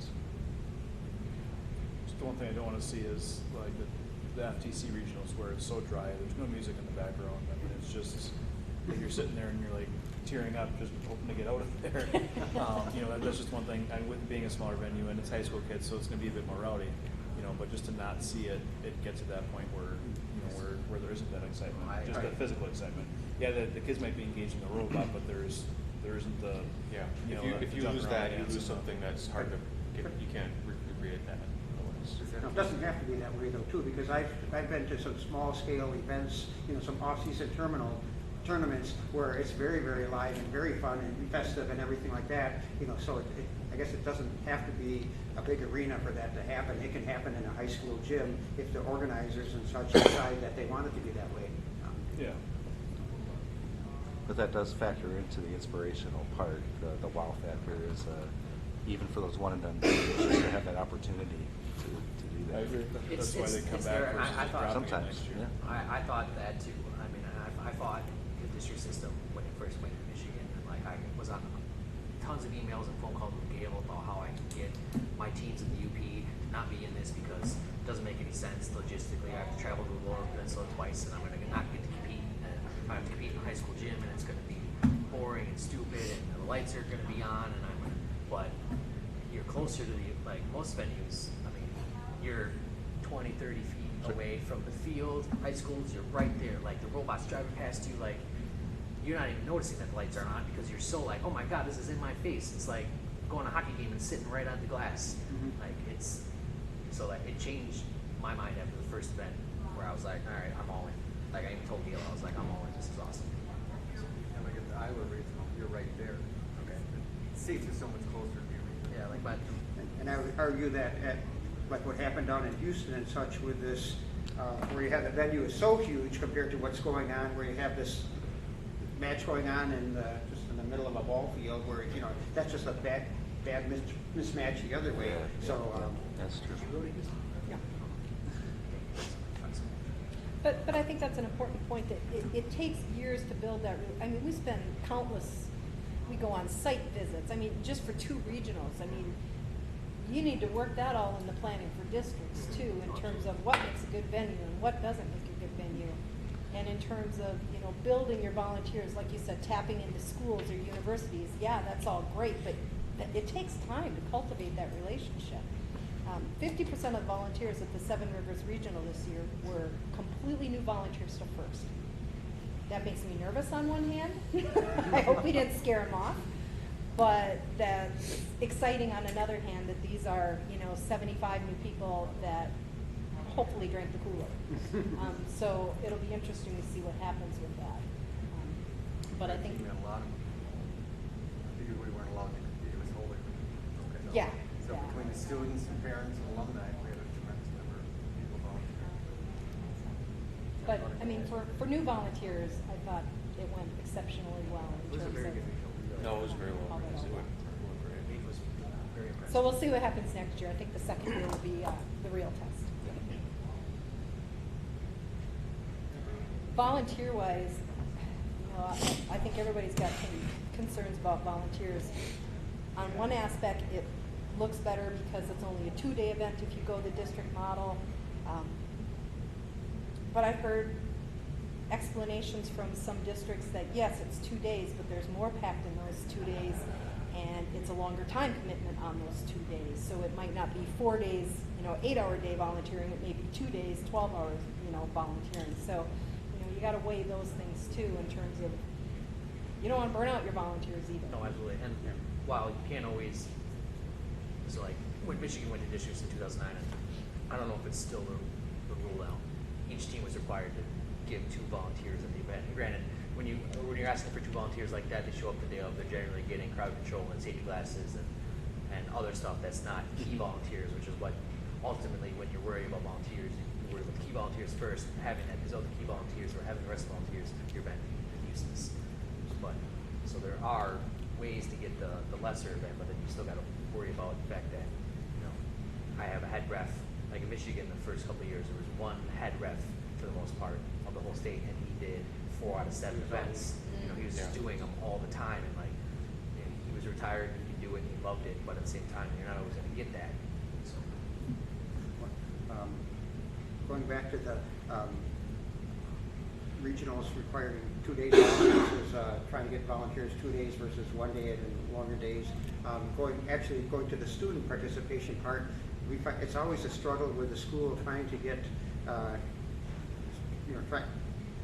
the school loves the program, however, they don't care for the days off. The teachers don't like to have the kids missing that much school. That's our problem. And I think it's a lot easier for us. It would be easier sell to try to get like 1 day off every, maybe even in back-to-back weeks, getting 1 day off, than having 2 or 3 days off is just a kill. It's really You probably get into the school more. Like teachers, like do not like our program because they feel we take the kids out of school too much. Mm-hmm. Especially like you get the seniors who, it's their last semester in school and they're focusing all their time on robots and not school because, well, I'm a senior, I don't really care, And then the teachers see that like they're not focused, and then we take them out at the end of the year for 4 to 7 days. I mean, that's a lot of time. So it's interesting in basketball and football. We hear that kids' grades go up, but in robotics, I don't see that. During the build season, our grades go down. Yep. No.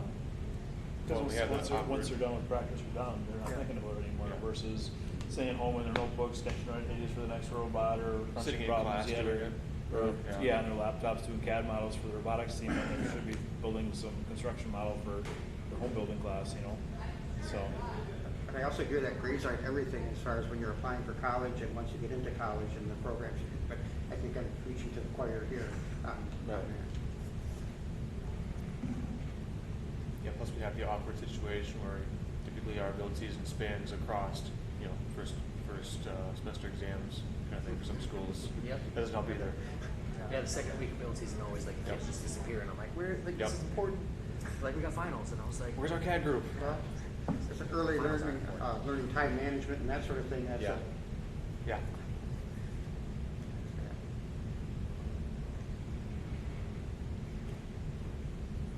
What having events on Friday and Saturday versus Saturday and Sunday? Is there any? Are we looking at possibilities both ways? Or, I don't know. I'm assuming the Sunday scene is a recovery period. It all depends. I mean, there are That's what I'm assuming. district areas where they do them both. They do Friday, Saturday, Sunday events. A lot of it depends on the venue. Yeah. Is that availability of okay? Yeah. Like I've Some heard schools won't let you in there on Friday, Take off some do, Friday. and then you got the kids that can see what's going on. And I've heard good things and bad things Right. both ways. So I get Sunday to decompress and I don't have to do anything. You get But Sunday then they're to like, bring I it don't back, have to take a day off of vacation, so Saturday, Sundays are nice, but then at the same they're like, so. Yeah, but then the kids Saturday, didn't do Sunday, any take Monday homework off. over the Yeah, weekend, that's what I'm saying. I've and then all of a sudden Yeah. they're not there on that Monday. It's like you shot them anyway. Yeah. So Or if you do travel any distance, and suddenly it's 9 o'clock at night on Sunday, you need to get back. Yeah. You're gonna dump a trailer in a garage somewhere and hopefully get some sleep before going to school the next day. yeah, And then we go to Duluth, we get back at midnight. yeah, Exactly. that's what. Yeah, we're rolling in at like 1:30. I personally prefer Saturday, Sunday event. I'd like to see it. Yeah. I mean, I wouldn't necessarily want them all to be Saturday, Sunday, but I mean, one, two. I don't think any. We're not talking about from a location standpoint. Yeah, it's going to be. I agree. The MPS thing is a problem with whatever growth model happens there, and etc. But I think, lacrosse, Milwaukee, something up in the valley. Yeah. The next logical one for me goes to like Wausau, because then you can extend it to the north. Madison, but yeah, Wausau. Right. Madison South, but Yeah, and then But Wausau jumps you to the north, and then that you can look at what schools you have up there and what you know. even with the district model, the 5,000 or whatever, it gets you 2 events, but there's no stipulation that you actually have to go to those events. So like, you could be like, If you're dropping 5, people are going to 2. not necessarily the first year of districts, my team wasn't going to go to 2. We told them, we're not going. We don't have the money to travel downstate twice, so we're only going to 1. And the only reason we ended up going to 2 was because we got the first one and we did so well. The kids were like, we have to go. And so I got parents to volunteer to drive. I found a new sponsor, and I was like, I need you to sponsor hotels, and he's like, well, I give you $500. That's sweet. I called the Ball alumni who was on the Justin Ridley, and I was like, hey, can you help out? He's like, yeah, I've got hotel points, whatever. So like, but if we hadn't gotten that, we would have only went to one. So can I ask a question, Melanie? If we went to a district model and there's this pool of cash, all right, is there any way that we can create a grant process or something to help the teams that are in the... Sure, once you form an entity, the entity Right. can do whatever they want. So, I Right. mean, if they have excess funds and they want to grant out that money or use it as emergency funds for teams 'Cause I that mean- earn the word of champ, whatever they want. Yeah, Michigan does that. One thing I want to mention in terms, we're talking about sponsors, like you went out and found another sponsor. There's a lot of sponsors that I've talked to that are unaware. We have so many great companies that sponsor teams, okay? Mhm. And I think one thing that gets missed sometimes is, number one, I don't think they get enough recognition, and here's part of the problem. We get sponsors for the regional, and if we do a districts, it would be the same kind of a thing. But if we have a company that sponsors a regional, they get a lot more recognition. They get recognition in the program, they get recognition at the event. When you just have a team sponsor, they get recognition on the t-shirt. I think what a lot of companies don't understand as corporate sponsors, and what a lot of teams maybe don't understand, is if you can get a company to do both. If you can get a company to sponsor your team, but also put something towards either a district event or a regional event, they get so much broader promotion for that sponsorship. And that all just comes down to how you write it out. We have Well, what we call a sponsorship agreement. And it's not that I'm trying to take money away from teams. No, yeah. But I think these companies, I know they've got thousands and thousands of dollars that go specifically to maybe sponsoring one team or a half a dozen teams or whatever, and then they get no recognition at the regional level or at the district Right. level. And I think just opening up those lines of communication, I think would make them happier in terms of their sponsorships going farther. Oh, no, I agree with that. We have a terrible way of recognizing sponsors on the, and even just this year, we have the open house and we invite the sponsors, we send them plaques, but we had a sponsor donate stuff to upgrade our CNC router and a couple other stuff.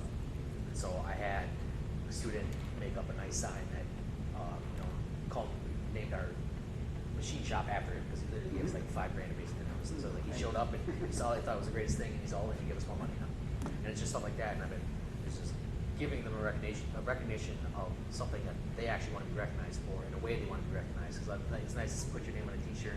It's nice to put your name on the robot. But at the end of the day, I've had sponsors not care when they Right. come into the pits and like, Yep, oh, yeah, some don't. they're like, yeah, that's great, I don't care. But so it's like, well, then how do you want to be recognized? Because I'll recognize you however you want, as long as what's going to make you happy. Yeah. But I think that's important to remember when you're talking to your sponsors, is just to ask them, do you want that recognition? How big do you want the recognition? How far Do you want have a to go? sheet like how much they need to give to be Yeah. recognized and And, stuff like well, that? it, I mean, it's just something saying if you give They can do another it however they want. $5,000 to the state organization, then you get Yep. recognized at the regional, or if it's 1,000, or Yeah. just so we can kind of push that too, because we meet with all the sponsors over the summer. well, yeah, I mean, there are for regionals in terms of that, but see, it all goes together in one pool. So hypothetically speaking, say there's a company that wants to donate $6,000, and they say, we want to support 5 teams, $1,000 for each team, and then $1,000 toward the regional. So then they get recognized for a $6,000 donation, not just a $1,000 towards the regional. And that's because all that money gets funneled through FIRST. Right. And then FIRST will cut those checks to those 5 teams. And FIRST doesn't take an administrative. Yeah. So it's just how it all comes down. I mean, they're the funders, they're the sponsors, so however they want it written up. Can I interrupt for one quick second? Sorry. We didn't give out any specific requests for information back, and so that was intentional. We're calling an audible, so we're going to ask for one thing amongst whatever else you want to report out on based on your discussion, is of all the different sort of potential considerations, some of which were highlighted here, some of which we may not have brought up in the presentation, but thinking through those considerations in terms of how we would drive to some sort of decision, what are the 2 or 3 considerations that this group would sort of agree is the most important, the things that will likely drive the decision rather than sort of lesser considerations. So travel, or number of plays might be one. Cost, value for the team might be one. Whatever you want to do, and try to make them fairly general, but the things you think are the most important. Okay. One thing I want to mention about, like MPS teams, we're talking a little bit, is I think a district model might allow, if we could get, let's just say, 2 district events in the Milwaukee area, that would allow this to be a lot more doable for the teams, even if they didn't, even if those are the only 2 events that they did or something. Right now, the program is not successful in reaching a lot. There's a lot of underserved areas that are not being reached, that are not participating in FIRST. If you look at the teams in FIRST, I imagine a fairly small percentage is in, low economic regions and such. There's a lot of suburban teams and a lot of, smaller area teams, but we don't have a lot of MPS teams and a lot of, we need to really, I think it would be nice to expand the program there, and I think the district model would be the easier way would be better suited to getting more, more students from that area. I want to take one step, also make a comment on the recognition part too. At least in Sheboygan County, there was a handful of manufacturers who joined together and kind of come together and said, we want employees. We want to use this as a training exercise. No bones about it. They've started dumping money into high school shops and high school. They literally sponsored Red Reader Robotics as a new team in Sheboygan Falls. I'm sorry, Sheboygan North. That recognition comes when they hire somebody from the team, really. So that when the teams or the companies around are willing to put that forward and say, we're not just looking to say, for a press release to say how we helped out these high schools. Great, awesome. We need employees. Yes. And spinning it as a training program is one of the ways that they've brought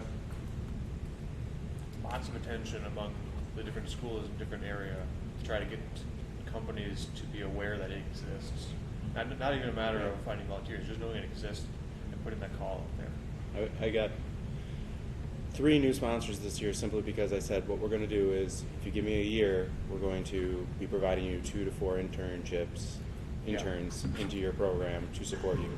Yeah. Because that's what the kids want to do. Yep. I mean, one of them is in a prototype concept, so they're doing carbon fiber systems. Yep. And one of them is going to go work for a work holding company who's now a sponsor. And that's what I'm a teacher. I want to get kids out and doing what they want to do, what their passions are, and then get them learning those skills so they can find something, because they're not going to be with the team for that long. Yeah. So the goal of FIRST is, for me, is to get kids into what they're passionate about. Yep. We don't really call ourselves a robotics team. We're just a small company that happens to have a product called a robot. Yeah. All right, but I've got kids who are like, I want to join your team because of graphics. I want to join your team because I want to do fundraising. I want to join your team because web design. I don't want to do it. I don't care about the robot. Like, I know that's a different slant on things, but it's how I envisioned it from the beginning. But I think from a considerations for me, I think any way that we can not make this more expensive than it already is for some teams. I know that one of the things that I went down to Worlds and I asked how much it costs kids out of pocket to be a part of the program, and it was astronomical. It was ridiculous. I mean, I'm in a situation where I fundraise a ton simply on the fact that I don't want to have to pass the cost on to the kids whenever I can. That's true. Yeah. So. But a lot of times that's more of a team effort rather. That's right, and that's why I'm saying whatever, if we can as an organization, as a state organization. I feel like what happens in this thing is Winnebago County is your territory. Like, nobody wants to go in there and talk to one of your people because we're going to, and there's other communities you just don't want to, and, Mequon, Thiensville, Cedarburg have their territory. We're going to stay out of that. We're not going to go bother their people and double tap or something like that. And I feel like what I think you need the teams to do is try to solicit or get them to understand that there's a greater good, that their employees may not come from the community they're in right now. They might come from the community 2 over that another team is in, and that's okay. So I think finding ways to make sure that we don't get the cost driving down is the biggest part to me. Yeah. And then getting more plays for it, getting more kids inspiration. I think that was I did year 1, we got slaughtered.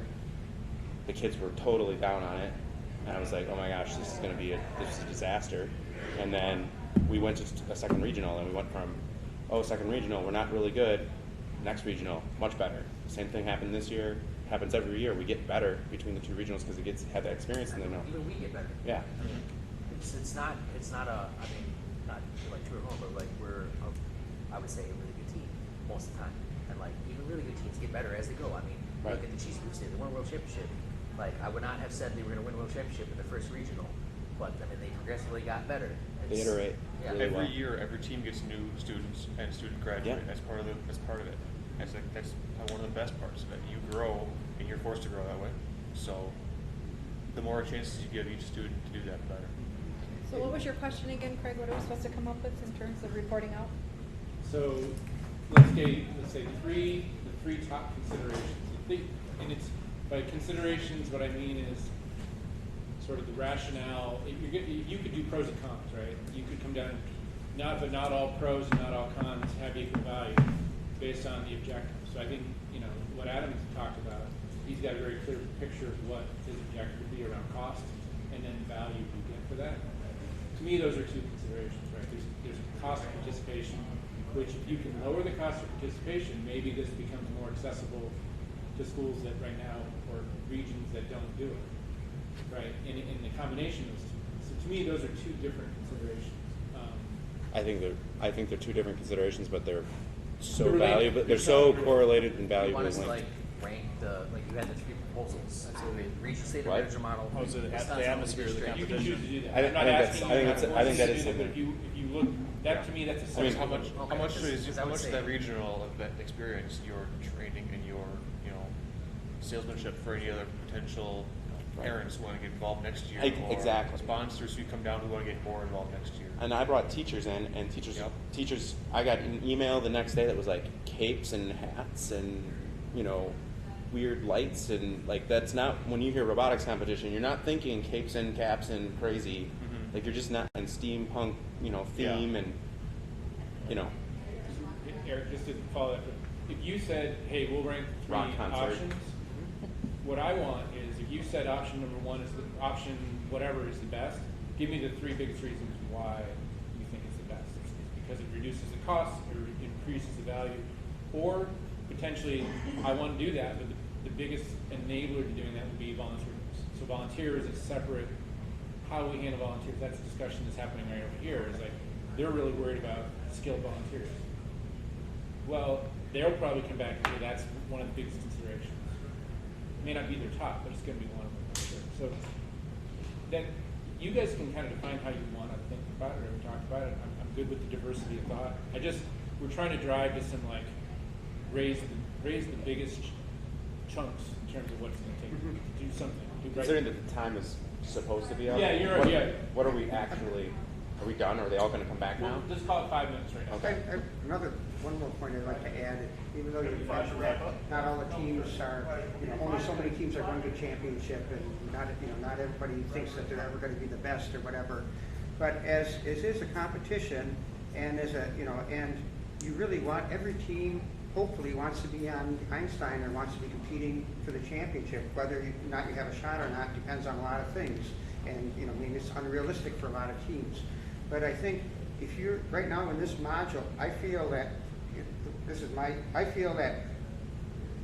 the teams, our team and the teams in Wisconsin are being handicapped, or I don't know if it's a good word, but basically we're not on the same playing field. It's not a level playing field, that we have a lot harder climb, and we're just disadvantaged compared to the district model. So I feel that we're in a program and we're just not getting, we're kind of in a subset of the program. We're at a different layer. We're kind of at the B level of the program. We're not at the A level, and the B levels can do it, can make it up there, but it's a lot tougher, and just statistically, it's not as likely to happen. More good things and luck or whatever, you have to have more advantages to get you to compete with that level. So it's just, it's just starting out, instead of starting out on second base, we're starting out at home plate or at first base, so that the teams that have the district, they have a lot, they have a leg up on us. And we just that feeling alone makes it, makes you want to, boy, I wish we had that.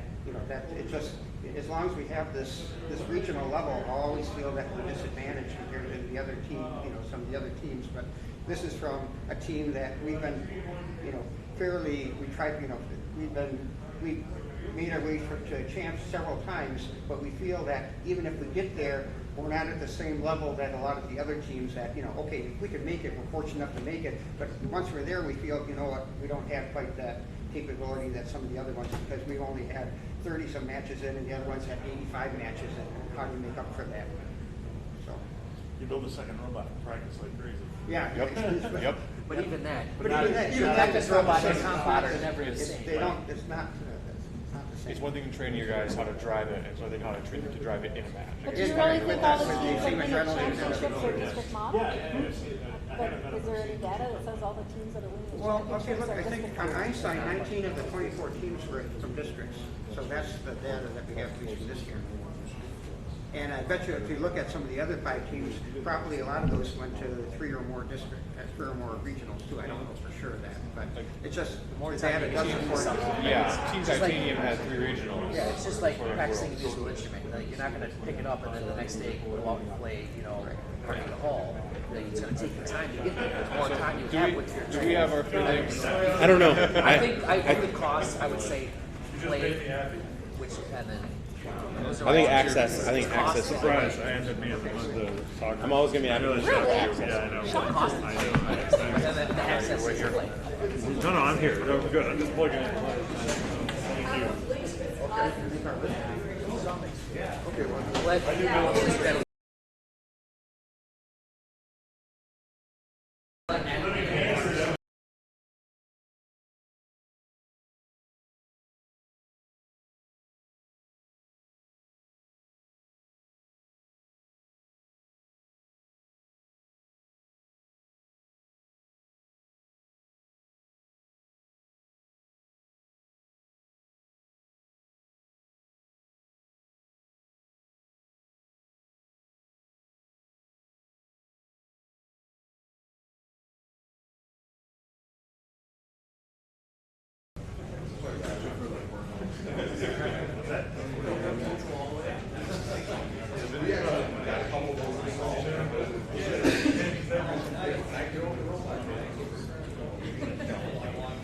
I was going to do it on here so we could save it to a PDF and send it out to everybody.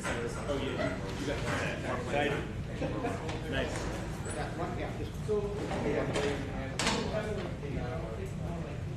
I think our fours are asking for 15 minutes, and I told them 5. Yeah, they were not quite ready to be done. They're really struggling? Well, I think they were having a lot of good discussion. So I said, and that was 4.5 minutes ago. They're back by quarter 2. They'll be.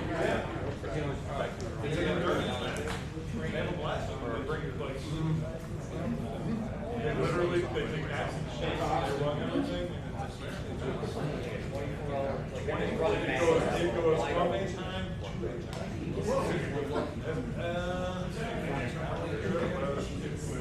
It sounds cool. I would love to.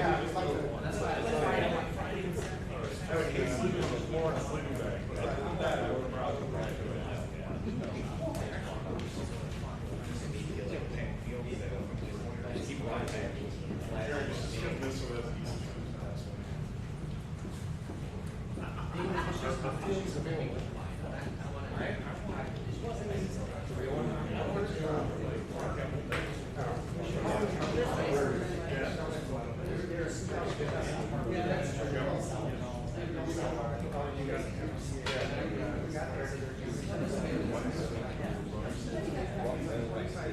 It's a legitimate question.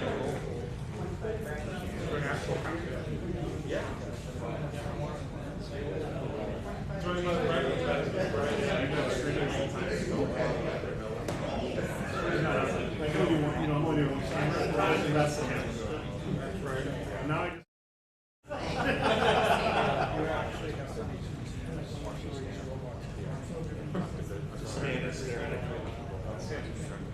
kids were doing that in the pits. They had a time lapse camera set up and they were staying still as long as they could. And they move a little, We do want to know. Like, what's that thing called with kids? It's The mannequin It's stand. like that, how was that, Harlem Shake? We did that. That was, that's permission for kids to do some weird things.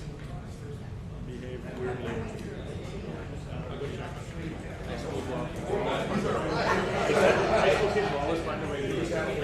The stuff that I saw on Facebook and I shared it with my students. It was the school year in 4 images, and it was the dab, it was the bottle flip, it was the homemade gack or whatever it was, and then the fidget spinners. Yeah, the fidget spinners are the big thing now. And we're actually We're giving those away. Gravel's giving those away. Chance Pokemon's, by the way. we're gonna be doing them with our summer camps, having the kids make fidget spinners. Oh, God.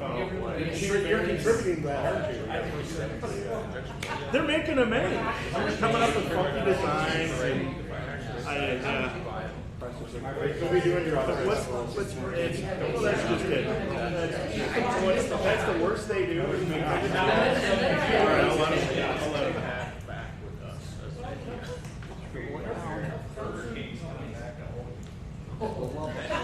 Burger King's coming back to Houghton? That's a headline? That's the front page.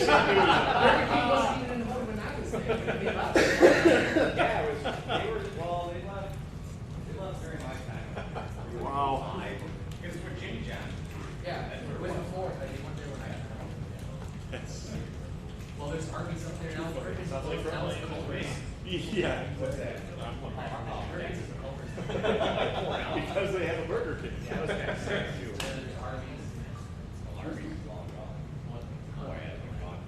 These all local places. I remember when I was at Stoughton, greatest thin crust pizza. You just can't find it anywhere else. That was a few years back. Keeps you going back around the corner. Pizza. Is it still there? I haven't been up there in like 2 years. Jeff and Jim's is a big deal in Stoughton. What's that? Jeff and Jim's pizza is like the big Jeff and Jim's? Yeah. Where was that? Right across from the Clock Tower Square. Okay. Yep. They bought out like you know where the art store was on that corner? Yes. That's like an institution. They bought like the lower half of that building. Oh, gosh. In there. They deliver at like 5 in the morning. That's why I was like, That is perfect. For a college student, that is absolutely perfect. Did you give them a 5-minute warning? I gave him that 10 minutes ago. It's Kevin is over there. Sorry. This is what would happen if there wasn't a bagging situation. If there wasn't a stop building. Yeah, that's right. That's right. Yes. This is why we have bagging tag. Yep. I did. Well, Andy Baker, there was a discussion on Chief Delphi years ago with Andy Baker saying we ought to do away with bag and tag and shipping and just let teams keep the robot and work on it until they go to their competition. Yeah, no kidding. Yeah, it's your first competition. You don't have to go through robots. I still go through robots. Yeah. One for the programmers, that's combat. They just practice that. Practice the robot. They don't need to worry about toughness. Let's practice that. You don't need to practice for time. Are they coming? Are they coming? Okay.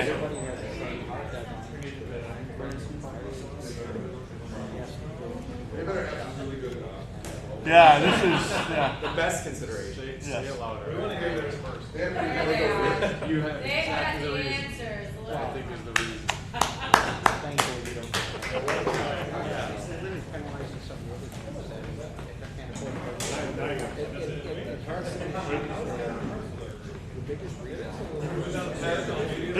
They were blaming the delay on you, Kevin. I had nothing to do with that. So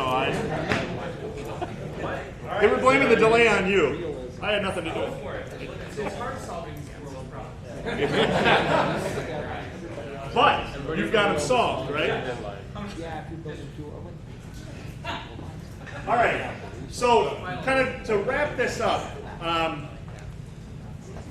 we asked you to come up with a list of what are the 3 most important considerations when we're talking, when the committee is discussing this, the exploration committee is discussing this, when the EAB is discussing this. What are the things that the top things we really need to consider in making a decision regarding do we maintain regionals and expand those, or do we move to the district model and expand in that direction? So what are the top three that each of the groups came up with? And that you're all scattered around here, so I can't. Adam, what did your Group team? one said that the three considerations that need to be looked at. Number one was the cost to the team themselves.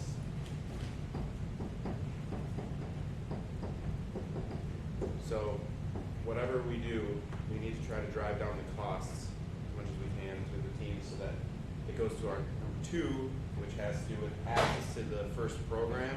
Access? Access. So we know we talked about the fact that there are certain schools that have more resources or certain teams that have more resources. And so whatever we can do to get more students involved with the program or not move in a direction that will cut out teams from the program. So if we have teams that are in situations where geographic movement is difficult for them, then we need to really consider where we're placing, our events. So let me just ask, based on that, when you say access to the program, to the extent that one model or the other removes barriers that might be there now or otherwise improves access to teams to students who aren't participating. Yes. Whatever we're doing right, if we're going to stay where we are, we have to do better in terms of getting more students. But at the same time, if we make any changes, we can't all of a sudden, we have to plan for not eliminating other groups of students. So if we're going to gain Ashland, but we lose some teams in Milwaukee, that's a wash.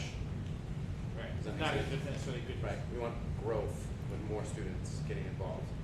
And then finally, the last one was the environment in which we are going to be competing. So some people really do like that rock, concert atmosphere. So what environments are we going to be living in terms of the site locations? What are the amenities that are available? We did have a sidebar conversation on accessing higher education institutions to be sites, because then they automatically have volunteer bases in their service programs with their kids. If you tap into some of the professional organizations that are on campuses, all of a sudden you can find people, as well as get kids, hey, this is where you could go someday, play that kind of game, but having competition environments that are, positive. All right. Anyone else from that group want to add to that?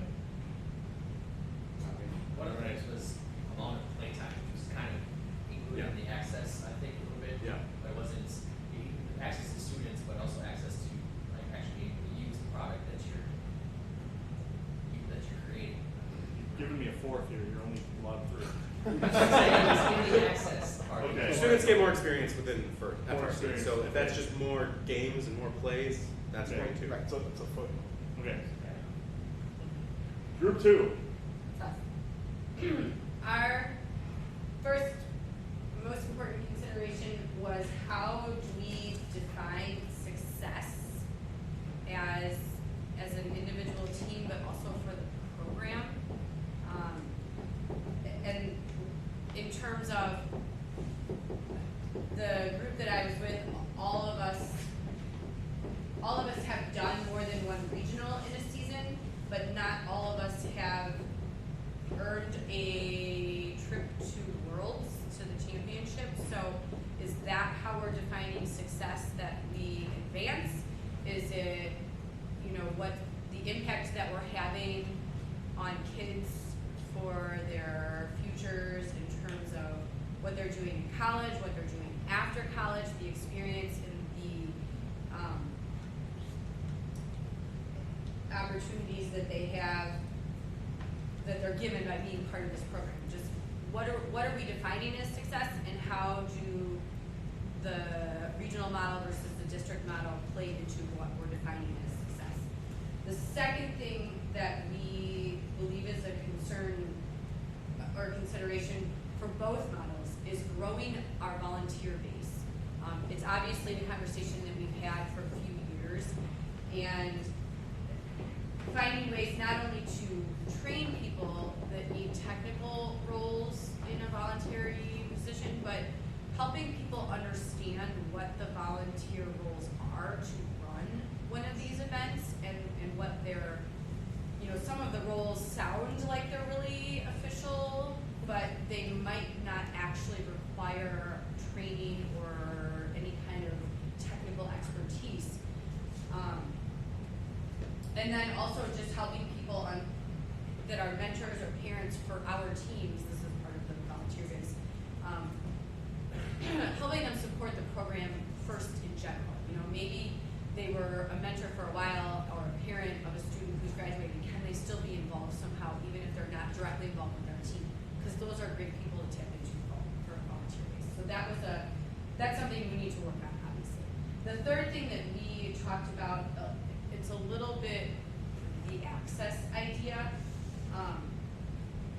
The ability to participate in more than one event and the mentality that goes with that. Because part of the conversation we had about doing more than one regional in a season was, for some teams, doing a regional before the Wisconsin regional wasn't feasible because they weren't ready, whether it was ready financially or ready with the physical robot or other pieces of the team. So just having that mentality and also having that mentality of additional playtime and of additional competitions and traveling, and there's a lot that goes into that. So that was something we wanted to make sure everybody understands. Can I just say something? Because I sat in both of those conversations, and so you can put up additional playtime, but I think even what I heard in those conversations when you guys were having that when you were talking about that topic was playtime is playtime.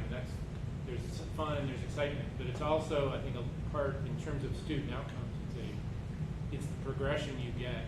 The more that you play, especially when you go from one competition, have a break, go back to another competition, is the progression of additional development and having that opportunity to refine, improve, change your strategy, whatever you might. And if you do one and done, because that's what you can afford to do, that's very limited. You're limited to what happens in the 36 hours you're there, versus the difference of being able to play two. Now, I don't know how many teams automatically play Talking two. like depth, that you can go deeper by going more events because you get more development. There's other development within a student as an educator. I mean, one thing that I want my students to have to deal with is overcoming obstacles, grit and tenacity. So when things go really bad, how do you overdo that? Because that's going to happen in your life. Yep. Well, and as a person who but as a professional who's hiring people who are now 4 years removed from high school, that kind of experience in a program like this, and it's not just the one time, let's build this, okay, you did it, it worked, it didn't work, whatever. Having that second round and having it almost be automatic that you're going to do it. That second round with the plays in and of itself is maybe not even a bigger issue. The bigger issue for me is what can you learn, what can you do differently, and you go back and try it again, and what value do the students get out of that? To me, that's a really valuable lesson that you don't get in the classroom that I would like to see. Basically, to summarize, giving students more access to participate in iterative iteration. That's what I heard in that conversation. Okay. Group 3? So ours is an interesting discussion as a fact. We had a resounding number 1. And don't write this down. Because we removed it. And that was the funny part, was we originally started with experience of the event being our top criteria. And one of the participants said, you know what? We gotta stop thinking like mentors and start thinking like kids. They don't care if it's at the Summerfest grounds, they don't care if it's on the basketball court, they don't care where it is. They just want to drive the robot and they want to be competitive with it. And so we actually removed that as our number 1. So I thought it was just interesting to share that, because I think sometimes the experience has more value to the adults that are in this program than the kids that are in this program. Being a teacher who's going through a master's thesis right now, do you have research to back up? So actually, I do. Because So that's- I've interviewed people at the college I work at, and I've interviewed people on my team, and they just want to drive a damn robot, right? I mean, at the end of the day, that's what they want. They want robot time on a field in a competitive scenario. Craig and I had that conversation on the hallway about how do we know what students want, and I think that's an important part of this process is we need to hear directly from students about what do you want, and from all of your students on all of the teams in Wisconsin, what are you looking for out of this? And if that's not going to be the only factor that makes the decision, but I think it needs to be a huge consideration. Right. So we replaced number one with the amount of competitive play, quality competitive play time the teams get to expect during their season. So it would be within what the fiscal year teams can provide, right? Their teams, the resources they can do. Quality field time became our number one criteria. Just funny that the one. The second biggest criteria that has to be taken into effect is the amount of people it's going to take to support this venue, right? I mean, at the end of the day, to take a working product, rework it, and fall in your face would be absolutely disastrous. So you've got to have the number of people needed, everything needs to be fine, get that logistics laid out. I mean, that was our, if field time was number one, this was 1A, right? Because these two were the top two in everybody's considerations that, it's a risk, and that's one of the things that we've got to be cognizant of. And then the third one was actually cross-border considerations. So a lot of our remote teams get support from Minnesota or Illinois, and would going to districts potentially harm some of that support because they're not going to see those teams anymore. And although it wouldn't impact my team in the least, it was interesting discussion because it's a real issue. Support network's a big deal in this way. The reality regarding the Seven Rivers Regional is it was developed more, or the development started more to support teams in southeastern Minnesota than in southwestern Wisconsin. So that is a valid point. Good point. All right, group 4. So we had, going along with the volunteer theme, definitely volunteer and training opportunities was high on our list. Be that through other off-season event opportunities or expanded week 0 opportunities, but regardless of district or regional, we need to grow that base for sure. So I won't keep that dead horse anymore.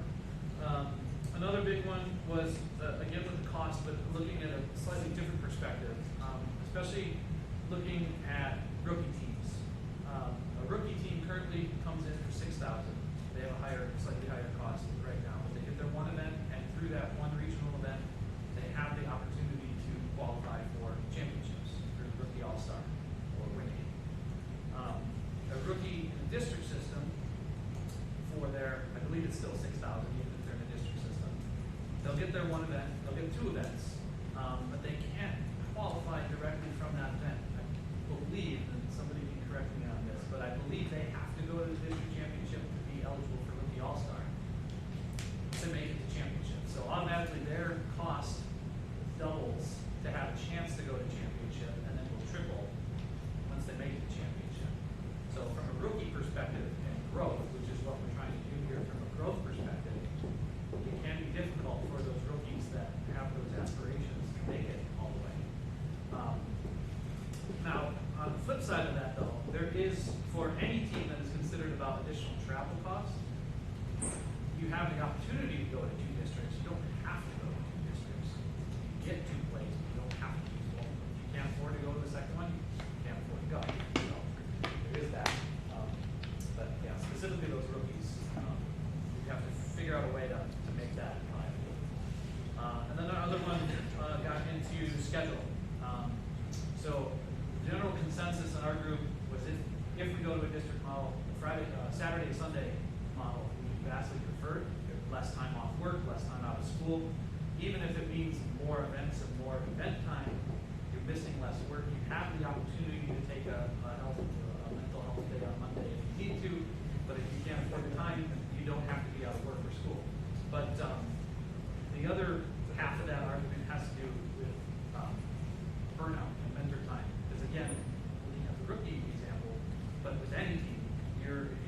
aspiring to go to championships, you're looking at 4 events for the season.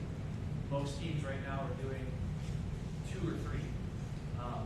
And the events are shorter in a district scenario, but it's still time, it's still an exhausting day. Some of those days can be a little longer, but it can be a concern that if you're getting into 4 events, are you going to get burned out here? Or even 5 events? Well, I think our number one consideration is pretty obvious. Yeah. It seems to be it right here. I think Jeff and Steve are happy to hear that that's a concern, whether we go to districts or stay with regionals. That we need to grow that volunteer base. How many of you in here volunteer at events throughout the course of the year? Okay, quite a few, about half. Not bad. Okay, how many of you would consider volunteering? If I didn't have all of these. all hands going up because you feel guilty. Okay, I get it. Yeah, oh, you're just like high school students. How many of you did your homework? It's not an easy thing to do, and I think it depends upon how many mentors do you have on your team. You know, we happen to have quite a few on our team, so we can spare people to be volunteers, and some of them do it on their own, and go to events and volunteer as well. So this seems like would everybody agree that growing a volunteer base is going to be a very critical component to if we make the leap to districts, and to be honest, regardless of if we do, we need to grow our volunteer base. Okay. What else up here? I think the quality competitive play time between the number 2 there and that and the one below the volunteer, if you kind of consider those as the same thing, part of the same thing, I think that's a close second, okay, based on the discussion. And I think I would even twist it a little bit, because I think some people could consider that strictly robot on the field time. And I think if you extend that to the broader picture of what this program is about, it's about putting your product on display. And whether that product is the robot, or whether that product is your presence with your pit and your communications team, or whatever you're doing. Yeah, it's interacting with other teams. It was brought up in our group, number 1. I said that Wisconsin historically has had a lot of, I don't want help, I don't want to help you. I mean, like, people reach out and help, but the inter-team cooperativeness in Wisconsin has been lacking in the past. It's growing. I've seen it grow recently, but it will grow more in a district system because you're competing. Like, the rivalry will be there as well, but like you're seeing these people more, you're interacting with them more. Your students are going to become more friendly with each other because you're seeing more. It's a lot easier to build friendships over multiple times instead of one event for 12 hours where you might talk to somebody for 5 minutes. So. One of the things that we have to cross the 10-team volleyball system. And during the build season, emails are flying, parts are going back and forth. My personal network of friends in FRC spans the globe. I would say that most of them don't live in Wisconsin, and that's because just haven't reached out. Vice versa, both ways. I reached out to too many teams in Wisconsin, but I reach out to other teams because I've met them and had conversations over multiple events, seeing over the time where I don't really get that as much in Wisconsin. And I guess to give a different perspective, one of our rookie teams up out of Freedom, I helped them and spoke with their mentors fairly often, and one comment they had at Worlds, which just kind of took me back, was they had a hard time with the kids with the long periods between matches, where you often have about an hour and a half. Even at Worlds, there's a lot to do, but for a high schooler, you kind of get bored, right? Where one way to look at quality competitive time is the opportunity for the students to be engaged with the team and who you're playing against much more often, just as a different point of view. Yeah. I mean, from a 93 perspective, we're used to that. It's built into our, right? A lot of veteran teams here, right? You're used to long wait times, but from a sports perspective, most students aren't ready for that. So a rookie team like that, they weren't prepared to know how to deal with that. What would our third item be? If we had to consolidate these. The cost of the financial impact is kind of funded both to teams and to the actual organization /event. here and down here. Financials. I'm glad this one was brought up too, because if we're looking at team growth, we need to really be considering what's this going to do to rookie teams? How is it going to impact them? It was brought up in our thing with the access to the FRC is like in Michigan, like you got First Michigan and they run an organization and they have a pool of money that and then they give out grants to teams and everything. So it's maybe you have a budget that each year in the whatever organization where you have a goal of we need to raise this much money to give to rookies to qualify. So like financial burden on rookies doesn't have any idea what provides is all about. Like, oh, I just need to raise $5,000. You're like, no, you need to probably raise about 30. It's the money's there. Well, and just to add on that, because that's a good point, they have those financial things, but they run events, they run workshops for rookie teams, and I think it's mandatory that rookie teams send mentors to these events to learn the basics, right? So if they've never had the experience, they give them some grounding on what they're getting into so they're not blown away week one by the enormous. So there's a foundational support mechanism beyond finances. Beyond the cost to the rookies, how about the likelihood of their returning, regardless of the cost? Because it doesn't make much sense if it's accessible cost-wise, but they don't want to do it after their first year. And I'm just curious how well, the sustainability, and it'd be interesting to see how it works for district teams versus regional. Where do you have better sustainability, especially for early teams? I'd be curious to talk to Michigan about that. I mean, I think of the Upper Peninsula, which is very rural, very low dollar, and there are more teams up there than I would have envisioned ever. I mean, Eric and I were on E57, we were up there, a couple of teams now, they're scattered all across the whole UP. They have, I think, 2 events up there. And they've retained a lot, so I'd be curious to know how have they retained teams in a $10 million from the government. Yeah, the money helps, but that goes back to the volunteer base. To keep teachers up in that area, it's difficult. I just wanted to circle back to one of Craig's first slides. He said that a good indicator of success for a district model is off-season events. And I don't think that's something we really addressed. I mean, this isn't going to be a decision of, yes, we're going to district. If this is a strategic move of First in Wisconsin, then we're going to need to start making those demonstrations, because right now, how many off-season events do we have in the state? How many teams go to RoboFest? 17 last year. 17? I need That's more, pretty good. please. That's sort of the point. Those need to be committed. When is it? Yep. Well, September 23rd. Kevin, you had something? Yeah, I wanted to go back to the financial impact for a second. One of the things that was discussed in our group, that what Pacific Northwest does, Ernst, I don't know if you want to talk about this? Yeah, so I didn't find the exact number, but what they do is they, and I might be wrong, someone, I don't know, Chad would know better, but I think they roll all the fees for everything together into one fee for every team, so that the district championship is kind of free at that point. So it's what Lego League does. Lego League. Yeah, they do, it's like they do the $10,000 whatever right up front. So it's $10,000 up front, but then that gets reduced based on the extra sponsorship they can bring in. So I think their target was $5,000 to $7,000 per team to make DCMP free at that point. So all teams would pay that higher amount, and then all teams that qualify for district championship would go at no extra cost. So that would help the And those that didn't, everybody a little bit upfront. those that didn't would be subsidizing the cost of those that did. But it would isolate or insulate teams from that unexpected, oh, we qualify, but we're not ready for it. I think most veteran teams earmark for the championship up front. I know we do. Mark, do you have something? No. Somebody had their hand up over here. No.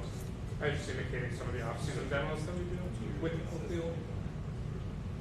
We do Summerfest, there's about usually 11 to 12 teams, sometimes a little more. And then we do the Lake Shore FLL tournament, usually has about a similar number of FRC teams show up. Would RoboFest be considered an official off-season event? Yes, it is. Okay. Yes. Okay. Well, like it was, what way do you mean? I run it as an official.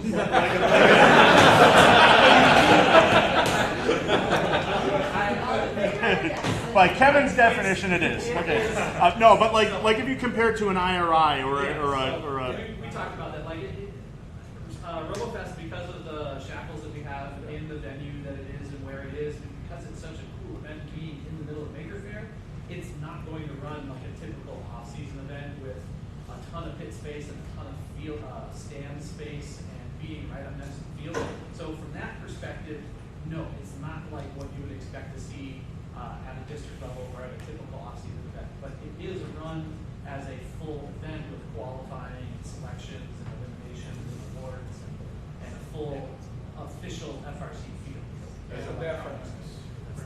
a test to the healthiness of the region to be ready for a real district model, though, how does the volunteer scenario compare on something like that versus what it was? Yeah, so that event, I would love to scale it up a little bit with more volunteers. Like most off-season events don't do anything with inspection, Right. So we don't touch that. We get FTAs from Mark, but I would love to have people shadow them, but some of our people shadow them.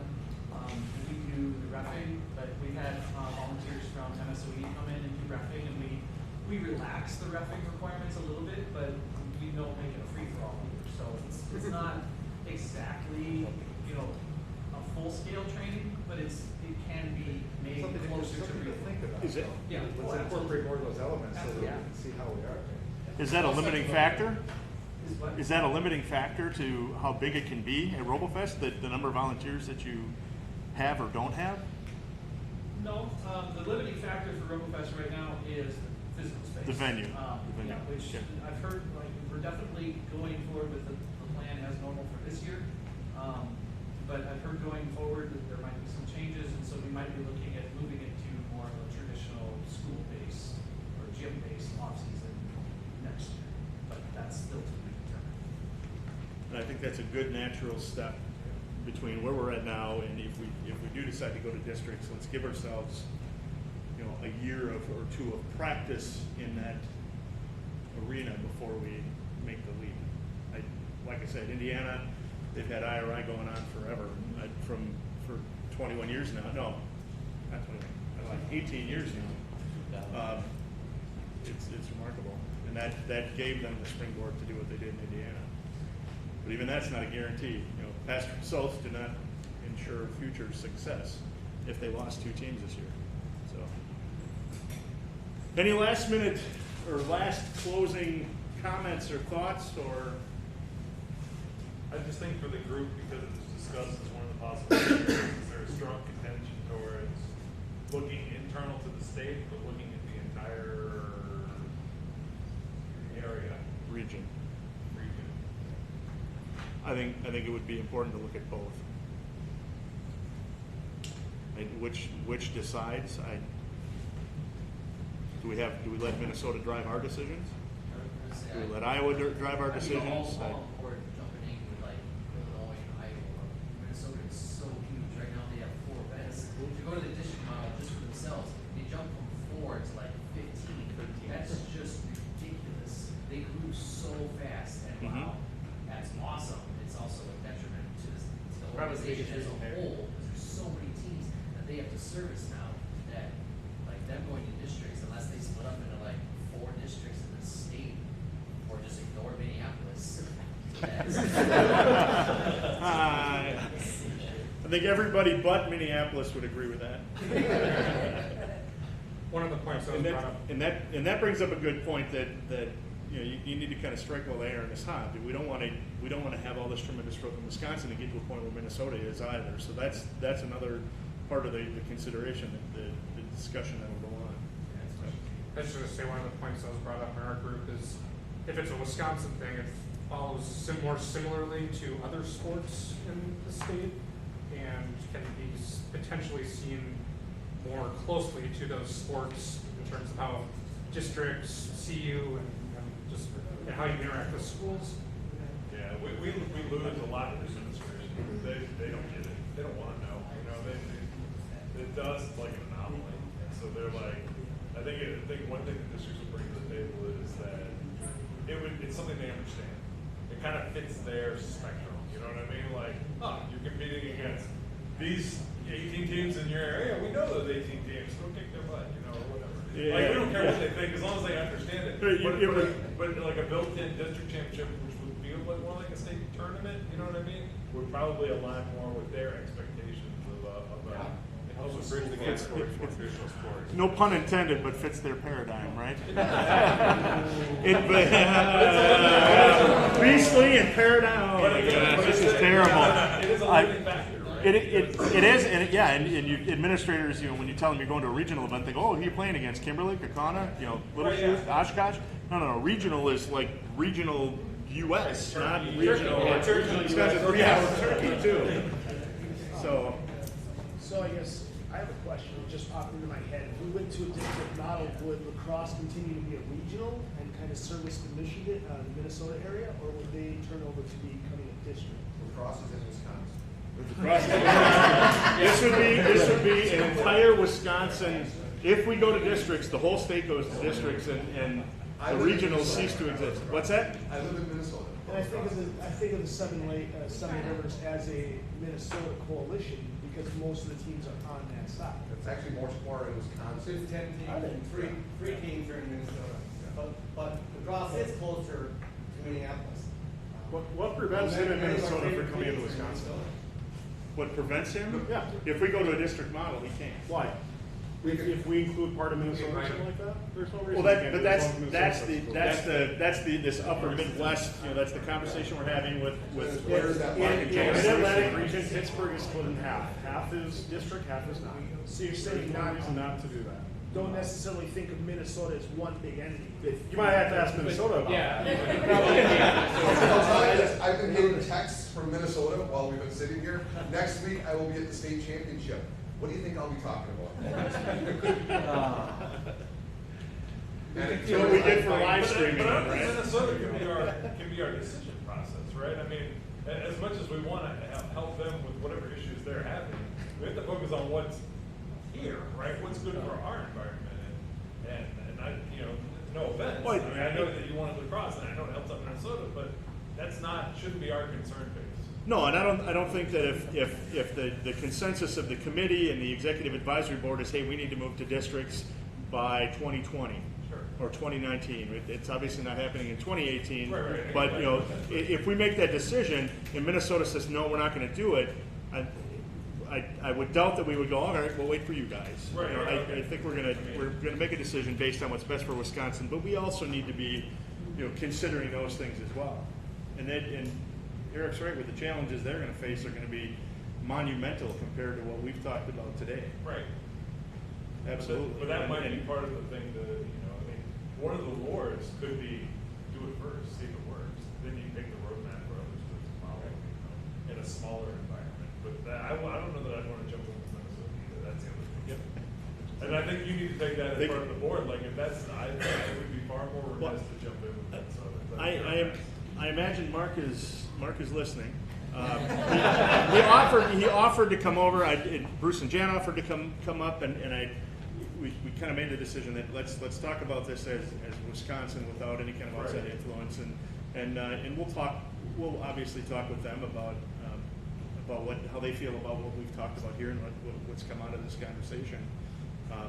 We'll include them in that, but when it comes right down to it, if we make the decision to go to districts and Minnesota and Iowa aren't ready, we're probably going to go. Okay. We're not going to say. I don't see that as being a logical choice. So, just a quick one here. Obviously, we've got a lot of people here today. I'm curious our overall percentage of teams in Wisconsin who are here and making sure that whatever our conversation here and or outcomes from this, how are we going to make sure that this gets out to the teams that are not present here? the PowerPoints that were created, okay, and I'll pare mine down because they don't need to know where the bathrooms are. But the PowerPoints that were created, we'll put those together and send them to Melody. The live stream is going to be available on YouTube so people can go back and watch and listen. This I'll save and send off. I'll kind of clean it up and send it to Melody as well, and she will share that, disseminate that with the rest of the teams in Wisconsin. one of the things I was talking to Tyler with before was this idea of transparency, and I mentioned it before, and it's worth repeating that there's nothing secretive about the EAB or this committee or anything like that. I think we would all, me as a member of the EAB and the committee members would welcome any kind of input. The more we get, the more satisfying the decision is that we make regarding what we do, and not just on this topic, but on any topic. So we're trying to be as transparent as possible, which is why we hosted this, and we'll share information as we make decisions, as we have conversations with the EAB and in that committee. We'll share that information with you as well. Correct me if I'm wrong, but I don't think there are any great secrets that we keep, or any special handshakes we use to get into the meeting or anything like that. I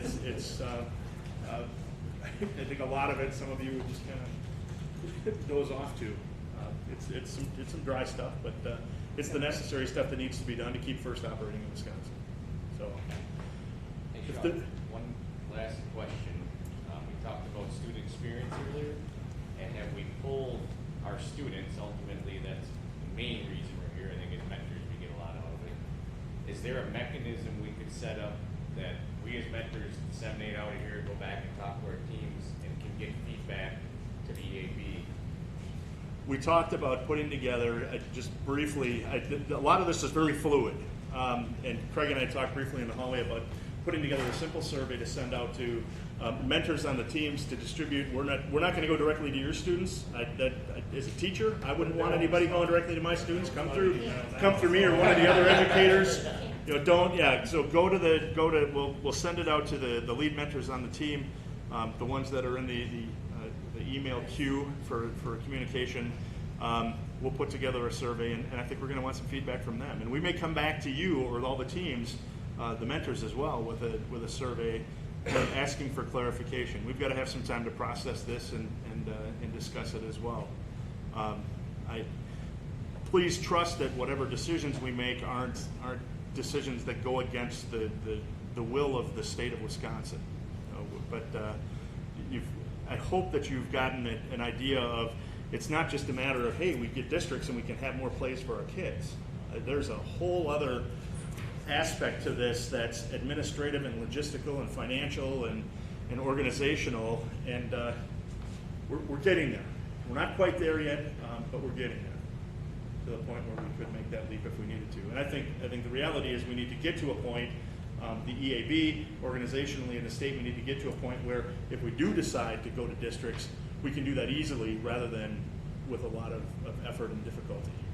So chance favors the prepared mind, and if we're prepared, we're going to pull it off a whole lot better than if we just kind of muddle into it.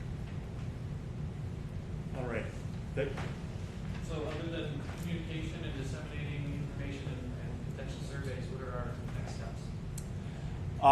It's going to be with the committee, distilling some of this, digesting some of this, going through it, and then looking at, I think what we need to do is dig a little more into the details of some of the things that Craig proposed up here. Some of these scenarios, what exactly do they look like in detail? Where can we host? Who would be willing to host? I don't know. I honestly don't know that Appleton East could. Do we have the facilities to? Yeah, we do. We've got 2 gymnasiums, so we could have pits in one and playing field in the other. But could we pull it off on a Saturday, Sunday with a Friday load in and set up? I don't know. Those are a lot of questions. We'd have to have sites lined up. Just because we had this meeting here today doesn't mean I'm volunteering East. Please. But there's some other details that we need to look into as well. Please feel free to provide feedback as you think about things. And I think everybody went through this at some point in time today, where you had kind of an aha moment and said, "Oh yeah, hey, and we need to consider this and we need to consider that." And as you learn more about districts, please communicate with us. We want to get the feedback. One of the other things Tyler mentioned, he's been communicating with Richard Wallace over in Michigan. I only know him through Chief Delphi. I know that he has glasses and he's an older guy. There you go. Beyond that, I profile picture and all of his posts. He runs a district event just around the underside of the lake. In St. Joseph, ooh, nice lakeshore setting. There you go. It's not real good in March. But he has extended an invitation to anybody who wants to come over and see a district in action. And I think that's one of those steps is that we get key players over there, and that not just people on this the committee or the executive advisory board, but other people who are interested in helping make that transition over to see how a district event runs. I honestly, I've never been to one. I've never seen one. I've watched them online. What's that? Escanaba has one. I've You talked to people up there about come up and. Well, I talked to Jim Sondag on a monthly basis. Does he run the Escanaba event? He doesn't run the Escanaba event, but he's in charge of a bunch of stuff. I mean, I went to St. Louis 2 years ago to talk to Gail and Jim and Michigan all about the districts and what it actually takes to move a region or whatever. And they both basically said, do it now. And I was like, well, I can't do it now. But he also said that if and when. If only it were that easy. If only it was that easy. It's like, if I'm like Grandmaster, yeah, sure. But they said if and when Wisconsin goes, they are willing and able to send as many people to Wisconsin to train us for all the key positions, FTA, headback, all that stuff. So, Gail's told me the same thing. Yeah. I'm sure they. I think, next steps parallel are to get some more information from students, keep receiving feedback from all of the teams in Wisconsin, see what a district is like, and then we can start developing a